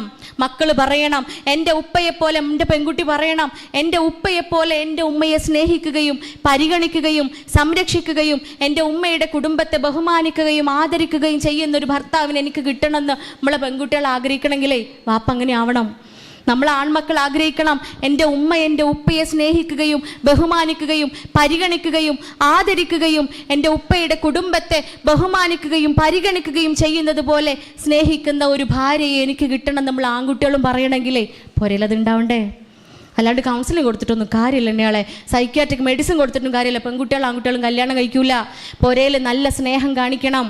എങ്കിൽ മാത്രമേ മക്കൾക്ക് ഏറ്റവും മികച്ച രക്ഷാകർതൃത്വം കൊടുത്തു എന്ന ആത്മനിർവൃതിയിലേക്ക്, ആത്മസംതൃപ്തിയിലേക്ക് നമുക്ക് എത്താൻ സാധിക്കുകയുള്ളൂ. അതുകൊണ്ട് എൻ്റെ ജീവിതത്തിലെ ഓരോ ബാധ്യതകളും ഓരോ നിമിഷം പ്രാർത്ഥിക്കൽ അങ്ങനെ കുറത്തഴയൻ കൺകുളിർമ ഏകണമേ എന്ന് എൻ്റെ ഇണയിൽ നിന്നും മക്കളിൽ നിന്നും എല്ലാ ബന്ധങ്ങളിൽ നിന്നും എനിക്ക് കൺകുളിർമ ഏകണമേ നമ്മൾ ഓരോ നേരം പ്രാർത്ഥിക്കും. അത് വെറുതെ അങ്ങോട്ട് കിട്ടൂല. കൺകുളിർമ കുറച്ച് നയിക്കാനുണ്ട്. എസ്പെഷ്യലി മോഡേൺ കാലഘട്ടത്തിൽ റോബോട്ടിക്സ് യുഗമാണ്. നമ്മളെ കുട്ടികൾക്ക് നമ്മളെക്കാളും 300 ക്യൂബിക് സെൻറ്റിമീറ്റേഴ്സ് ഓഫ് ബ്രെയിൻ ഉണ്ട്. ടെക്നോളജി വൈസ് അത്ര ഉയരങ്ങളിലാണ് അവരുള്ളത്. അവരോടൊപ്പം നമ്മൾ അപ്ഡേറ്റഡ് ആവണം. 2 കാര്യങ്ങളാ ഏറ്റവും നല്ല ഉമ്മയും ഉപ്പയും ആകാൻ നമ്മൾ ചെയ്യേണ്ടത്. അവർക്ക് ഉത്തമ മാതൃക കാണിക്കുക. മൊബൈൽ അഡിക്ഷൻ കുട്ടികൾക്ക് ഉണ്ട് എങ്കിൽ ആദ്യം നമ്മളൊന്ന് വിചിന്തനം നടത്തണം. എനിക്ക് അഡിക്ഷൻ ഉണ്ടോയെന്ന് ഇല്ലേ? എനിക്ക് അഡിക്ഷൻ ഉണ്ടോയെന്ന് നമ്മളൊന്ന് സ്വയം വിലയിരുത്തണം. ബാത്റൂമിൽ പോകുമ്പോൾ പോലും ഫോൺ കൊണ്ടുപോകണം. ഉമ്മാരും വാപ്പാരെയും കണ്ടിട്ടുണ്ട്. മക്കളിത് നോട്ടീസ് ചെയ്യും. വാപ്പാൻ്റെ കയ്യിൽ കക്കൂസ് പോകുമ്പോഴോ വാപ്പാൻ്റെ കയ്യിൽ ഫോണാണ് എന്ന്. കുട്ടികൾ എങ്ങനെ അഡിക്ഷൻ ഇല്ലാണ്ടിരിക്കുക? അതുകൊണ്ട് സ്ക്രീൻ ടൈം കുറക്കണമെന്ന് മക്കളോട് പറയുമ്പോൾ നമ്മൾ ചിന്തിക്കുക. മൊബൈൽ അഡിക്ഷന് വേണ്ടി ക്ലിനിക്കിൽ കൊണ്ടുവരുന്ന കുട്ടികൾ പറയണതാ, കൗൺസിലിംഗ് കഴിഞ്ഞ് ലാസ്റ്റ് അവർ ചോദിക്കുക, അല്ല ഡോക്ടർ എമ്മാൻ്റെ ഇപ്പാൻ്റെ കാര്യത്തിൽ എന്താ തീരുമാനം എന്ന്. അത്ര അഡിക്ഷൻ ആയിരിക്കും മാതാപിതാക്കൾക്ക്. അതുകൊണ്ട് ഉപദേശിക്കുന്ന കാര്യങ്ങൾ ഞാൻ ചെയ്യുന്നുണ്ടോ എന്ന് ആദ്യം നമ്മളൊന്ന് അനലൈസ് ചെയ്യുക, സ്വയം ഒന്ന് വിലയിരുത്തുക. എങ്കിൽ മാത്രം മക്കൾക്ക് പറഞ്ഞു കൊടുത്താൽ മതി. പിന്നെ പറഞ്ഞു കൊടുക്കേണ്ട കാര്യമില്ല, അവരത് കണ്ട് മനസ്സിലാക്കിക്കോളും. അതുകൊണ്ട് ഏറ്റവും നല്ല പാരൻറ്റിങ് കൊടുക്കാൻ നല്ല മാതൃക കാണിക്കുക. രണ്ടാമത്തത് അപ്ഡേറ്റഡ് ആവുക. കുട്ടികളുടെ ഇപ്പോഴത്തെ തിയറികൾ എന്തെല്ലാമാണ്, അവരുടെ ടേംസ് പോലും നമുക്ക് മനസ്സിലാവില്ല അല്ലേ? അവർ പറയുന്ന ടേംസ് പോലും നമുക്ക് കിട്ടൂല ചിലപ്പോൾ. എൻ്റെ കുട്ടികളെ കഴിഞ്ഞ മാസം പിന്നെ ഞാൻ പറഞ്ഞല്ലോ, ഉംറയ്ക്ക് പോകുന്നതിൻ്റെ മുമ്പേ കുട്ടികളെ 3 ആൺകുട്ടികളാണ്. അവരെ 3 വിളിച്ചിട്ട് നല്ല കുട്ടികളാവണം, അടങ്ങി നിൽക്കണം, പ്രയാസപ്പെടുത്തരുത്, നമുക്ക് ഹറമിൽ തന്നെ ഇരിക്കണം. അപ്പം അമ്മൻ്റെ കുട്ടികൾ നല്ല കുട്ടികളായി ഇരുന്നാലേ ഹറമിലെ ഇബാദത്തുകളൊക്കെ നല്ല രീതിയിൽ നമുക്ക് എടുക്കാൻ പറ്റുള്ളൂ എന്നൊക്കെ അവരെ 3 വിളിച്ചിങ്ങനെ ഉപദേശിക്കുക. കൂട്ടത്തിൽ ബിരുദനായ ഒരുത്തനുണ്ട്. ഓൻ്റെ അടുത്ത് പറയാം, ഉമ്മച്ചി ഒരു പേടിയും പേടിക്കണ്ട, അതൊക്കെ നമുക്ക് വൈബോസ്കി ആക്കാമെന്ന്. ഞാൻ ആലോചിച്ചു, തമ്പുരാനെ വൈബ് എന്നുള്ള വാക്ക് ഞാൻ കേട്ടിട്ടുണ്ടായിരുന്നു. വൈബോസ്കി പുതിയതാണോന്ന്? വൈബോസ്കി പുതിയതാണോല്ലോ. അപ്പോൾ ഇവരുടെ കമ്മ്യൂണിക്കേഷൻ ലാംഗ്വേജ് എന്താണെന്ന് പോലും നമുക്കറിയില്ല. അവർ പരസ്പരം ഉപയോഗിക്കുന്ന വാക്കുകൾ, അവരുടെ തിയറികൾ, അവരുടെ ഇസങ്ങൾ, ഇതൊക്കെ സ്പെല്ലിങ് തെറ്റാതെ പറയണമെങ്കിൽ പോലും നമുക്കൊരു 15 തവണ ഇമ്പോസിഷൻ എഴുതേണ്ടി വരും. അതുകൊണ്ടേ എൻ്റെ ഫോണിൽ അപ്ഡേറ്റ്സ് ഒന്നുമില്ല, എൻ്റെ ഫോണിൽ ആപ്ലിക്കേഷൻസ് ഒന്നുമില്ല എന്നൊക്കെ പറഞ്ഞിരിക്കുമ്പോൾ നമ്മളൊന്ന് ചെക്ക് ചെയ്യുക. നമ്മളറിയാതെ ഹിഡൻ ആയിട്ട് പല ആപ്ലിക്കേഷൻസ് അതിൽ ഹൈഡ് ചെയ്ത് വെക്കാൻ നമ്മളെ കുട്ടികൾക്ക് പറ്റും. കുട്ടികൾ ഡ്രഗ്സ് ഉപയോഗിക്കുന്നുണ്ടോയെന്ന് നിരന്തരം അവരെ വാച്ച് ചെയ്യുക. പണ്ടത്തെ പോലെ ആടി വരുമൊന്നുമില്ല, അല്ലെങ്കിൽ പണ്ടത്തെ പോലെ ഫുൾ ടൈം ഉറക്കൊന്നുമില്ല. ഇപ്പോഴത്തെ ഡ്രഗ്സിന് synthetic and non synthetic drugs, neurotoxicity നൽകുന്ന അനവധി ഡ്രഗ്സ് ഉണ്ട്. അതൊക്കെ സുലഭമാണ് നമ്മുടെ കയ്യിൽ. 4ാം ക്ലാസ് പഠിക്കുന്ന ഒരു കുട്ടിയാണ് എൻ്റെ കൗൺസിലിങ്ങിന് വന്ന സമയത്ത് 2 വർഷമായിട്ട് അവന് കൂൾ ഉപയോഗിക്കുന്നുണ്ടെന്ന് എൻ്റെ കയ്യിൽ തന്നിട്ട് പറയാം, പൊന്നാര ഡോക്ടർ ഇതൊന്ന് ഉപയോഗിച്ച് നോക്കി, നിങ്ങൾക്ക് സ്വർഗം കാണാൻ പറ്റുമെന്ന്. ആര്? 4ാം ക്ലാസ്സുകാരനെ ചുണ്ടിൻ്റെ താഴെ വെക്കാൻ കൂള് തന്നിക്കുക എനിക്ക്. നിങ്ങൾ ആലോചിച്ച് നോക്കണം, നമ്മളെ നാട്ടില, നമ്മുടെ പ്രാന്തപ്രദേശങ്ങളിലാണ് ഇതൊക്കെ, അങ്ങ് ദൂരെയുള്ള നാടുകളിലൊന്നും അല്ല. അത്രയും സുലഭമാണ് മക്കളുടെ കൈകളിൽ ഡ്രഗ്സ് എത്തുന്നത്, അത്രയും എളുപ്പത്തിലാണ് എത്തുന്നത്. അതുകൊണ്ട് അവരുടെ ഉത്തമ സുഹൃത്തുക്കളായി മാറുക. എല്ലാം പറയാനുള്ള സ്വാതന്ത്ര്യം നമ്മൾ മക്കൾക്ക് ഉണ്ടാക്കി കൊടുക്കുക. അതിനവരെ കേൾക്കുക. അവർ പറയുന്നത് കുഞ്ഞു പ്രായത്തിൽ കുഞ്ഞു കാര്യങ്ങളാണ് പറയുക. അത് വിശാലമായി കേൾക്കണം. ഉമ്മയാണെങ്കിലും ഉപ്പയാണെങ്കിലും വല്യമ്മയാണെങ്കിലും വല്യപ്പയാണെങ്കിലും മക്കളെ കേൾക്കാനുള്ള ബാധ്യത നമുക്കുണ്ട്. ചെറുപ്പകാലത്തിൽ അവരെ നന്നായി കേൾക്കുമ്പോൾ അവരെല്ലാം നമ്മളെടുത്ത് വന്ന് പറയും. തെറ്റിൽ നിന്നും അവരെ തിരുത്തി കൊടുത്ത് നല്ല വഴിയിലൂടെ അവരെ നമുക്ക് ഗൈഡ് ചെയ്യാൻ വേണ്ടിയിട്ട് സാധിക്കും പ്രിയപ്പെട്ടവരെ. അതുകൊണ്ട് സ്ക്രീൻ ടൈമിൻ്റെ കാര്യം കൂടെ പറഞ്ഞ് നിർത്തുകയാണ്. 2 വയസ്സ് വരെയുള്ള കുട്ടികൾക്ക് 0 ആണ് സ്ക്രീൻ ടൈം. 2 വയസ്സ് വരെ കുട്ടികൾക്ക് ഒരു കാരണവശാലും ഫോൺ കൊടുക്കരുത്. It's 0, 0 screen time. 2 വയസ്സ് മുതൽ 6 വയസ്സ് വരെയുള്ള കുട്ടികൾക്ക് 1 മണിക്കൂർ മാത്രമേ മൊബൈൽ ഫോൺ കൊടുക്കാൻ പാടുള്ളൂ.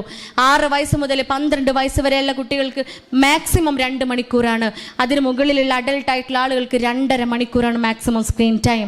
എല്ലാവരും ഒന്ന് പോരെ പോയി നമ്മൾ ഫോണിൻ്റെ സ്ക്രീൻ ടൈം ഒന്ന് നോക്കുക അല്ലേ. അത് നമ്മളുടെ സ്ക്രീൻ ടൈം കുറക്കുക, എന്നിട്ട് മക്കളെ ഉപദേശിക്കുക. പ്രിയപ്പെട്ടവരെ, നമ്മളെല്ലാവരും ആഗ്രഹിച്ചതുപോലെ ബന്ധങ്ങളൊക്കെ ഊഷ്മളമാക്കുവാൻ, പിണക്കങ്ങളും തെറ്റുകളും കുറുമ്പും കുശുമ്പൊക്കെ ഉണ്ടെങ്കിലേ ഒന്ന് ചേർത്ത് പിടിച്ച് സാരല്ലടി എന്ന് പറയാൻ, സാരല്ലടോ എന്ന് പറയാൻ, നമ്മൾ തമ്മിലല്ലേ എന്ന് പറയാനുള്ള ഹൃദയ വിശാലതയിലേക്ക് എത്താൻ പഠിച്ച തമ്പുരാൻ നമ്മെ അനുഗ്രഹിക്കുമാറാവട്ടെ. നമ്മുടെ കുടുംബാംഗങ്ങളും മക്കളും ബന്ധുക്കളും എല്ലാവരും കൺകുളിർമയേകുമാറാക്കി തീർക്കുവാൻ നമ്മെ പഠിച്ചവൻ അനുഗ്രഹിക്കുമാറാവട്ടെ. പ്രാർത്ഥനകളെല്ലാം സ്വീകരിക്കുന്നവരുടെ കൂട്ടത്തിൽ പഠിച്ചവൻ നമ്മെ ഉൾപ്പെടുത്തുമാറാവട്ടെ. വാഹിർ ദഅ്വാന അൽഹംദുലില്ലാഹി റബ്ബിൽ ആലമീൻ. അസ്സലാമു അലൈക്കും വറഹ്മത്തുള്ളാഹി വബറകാതുഹു.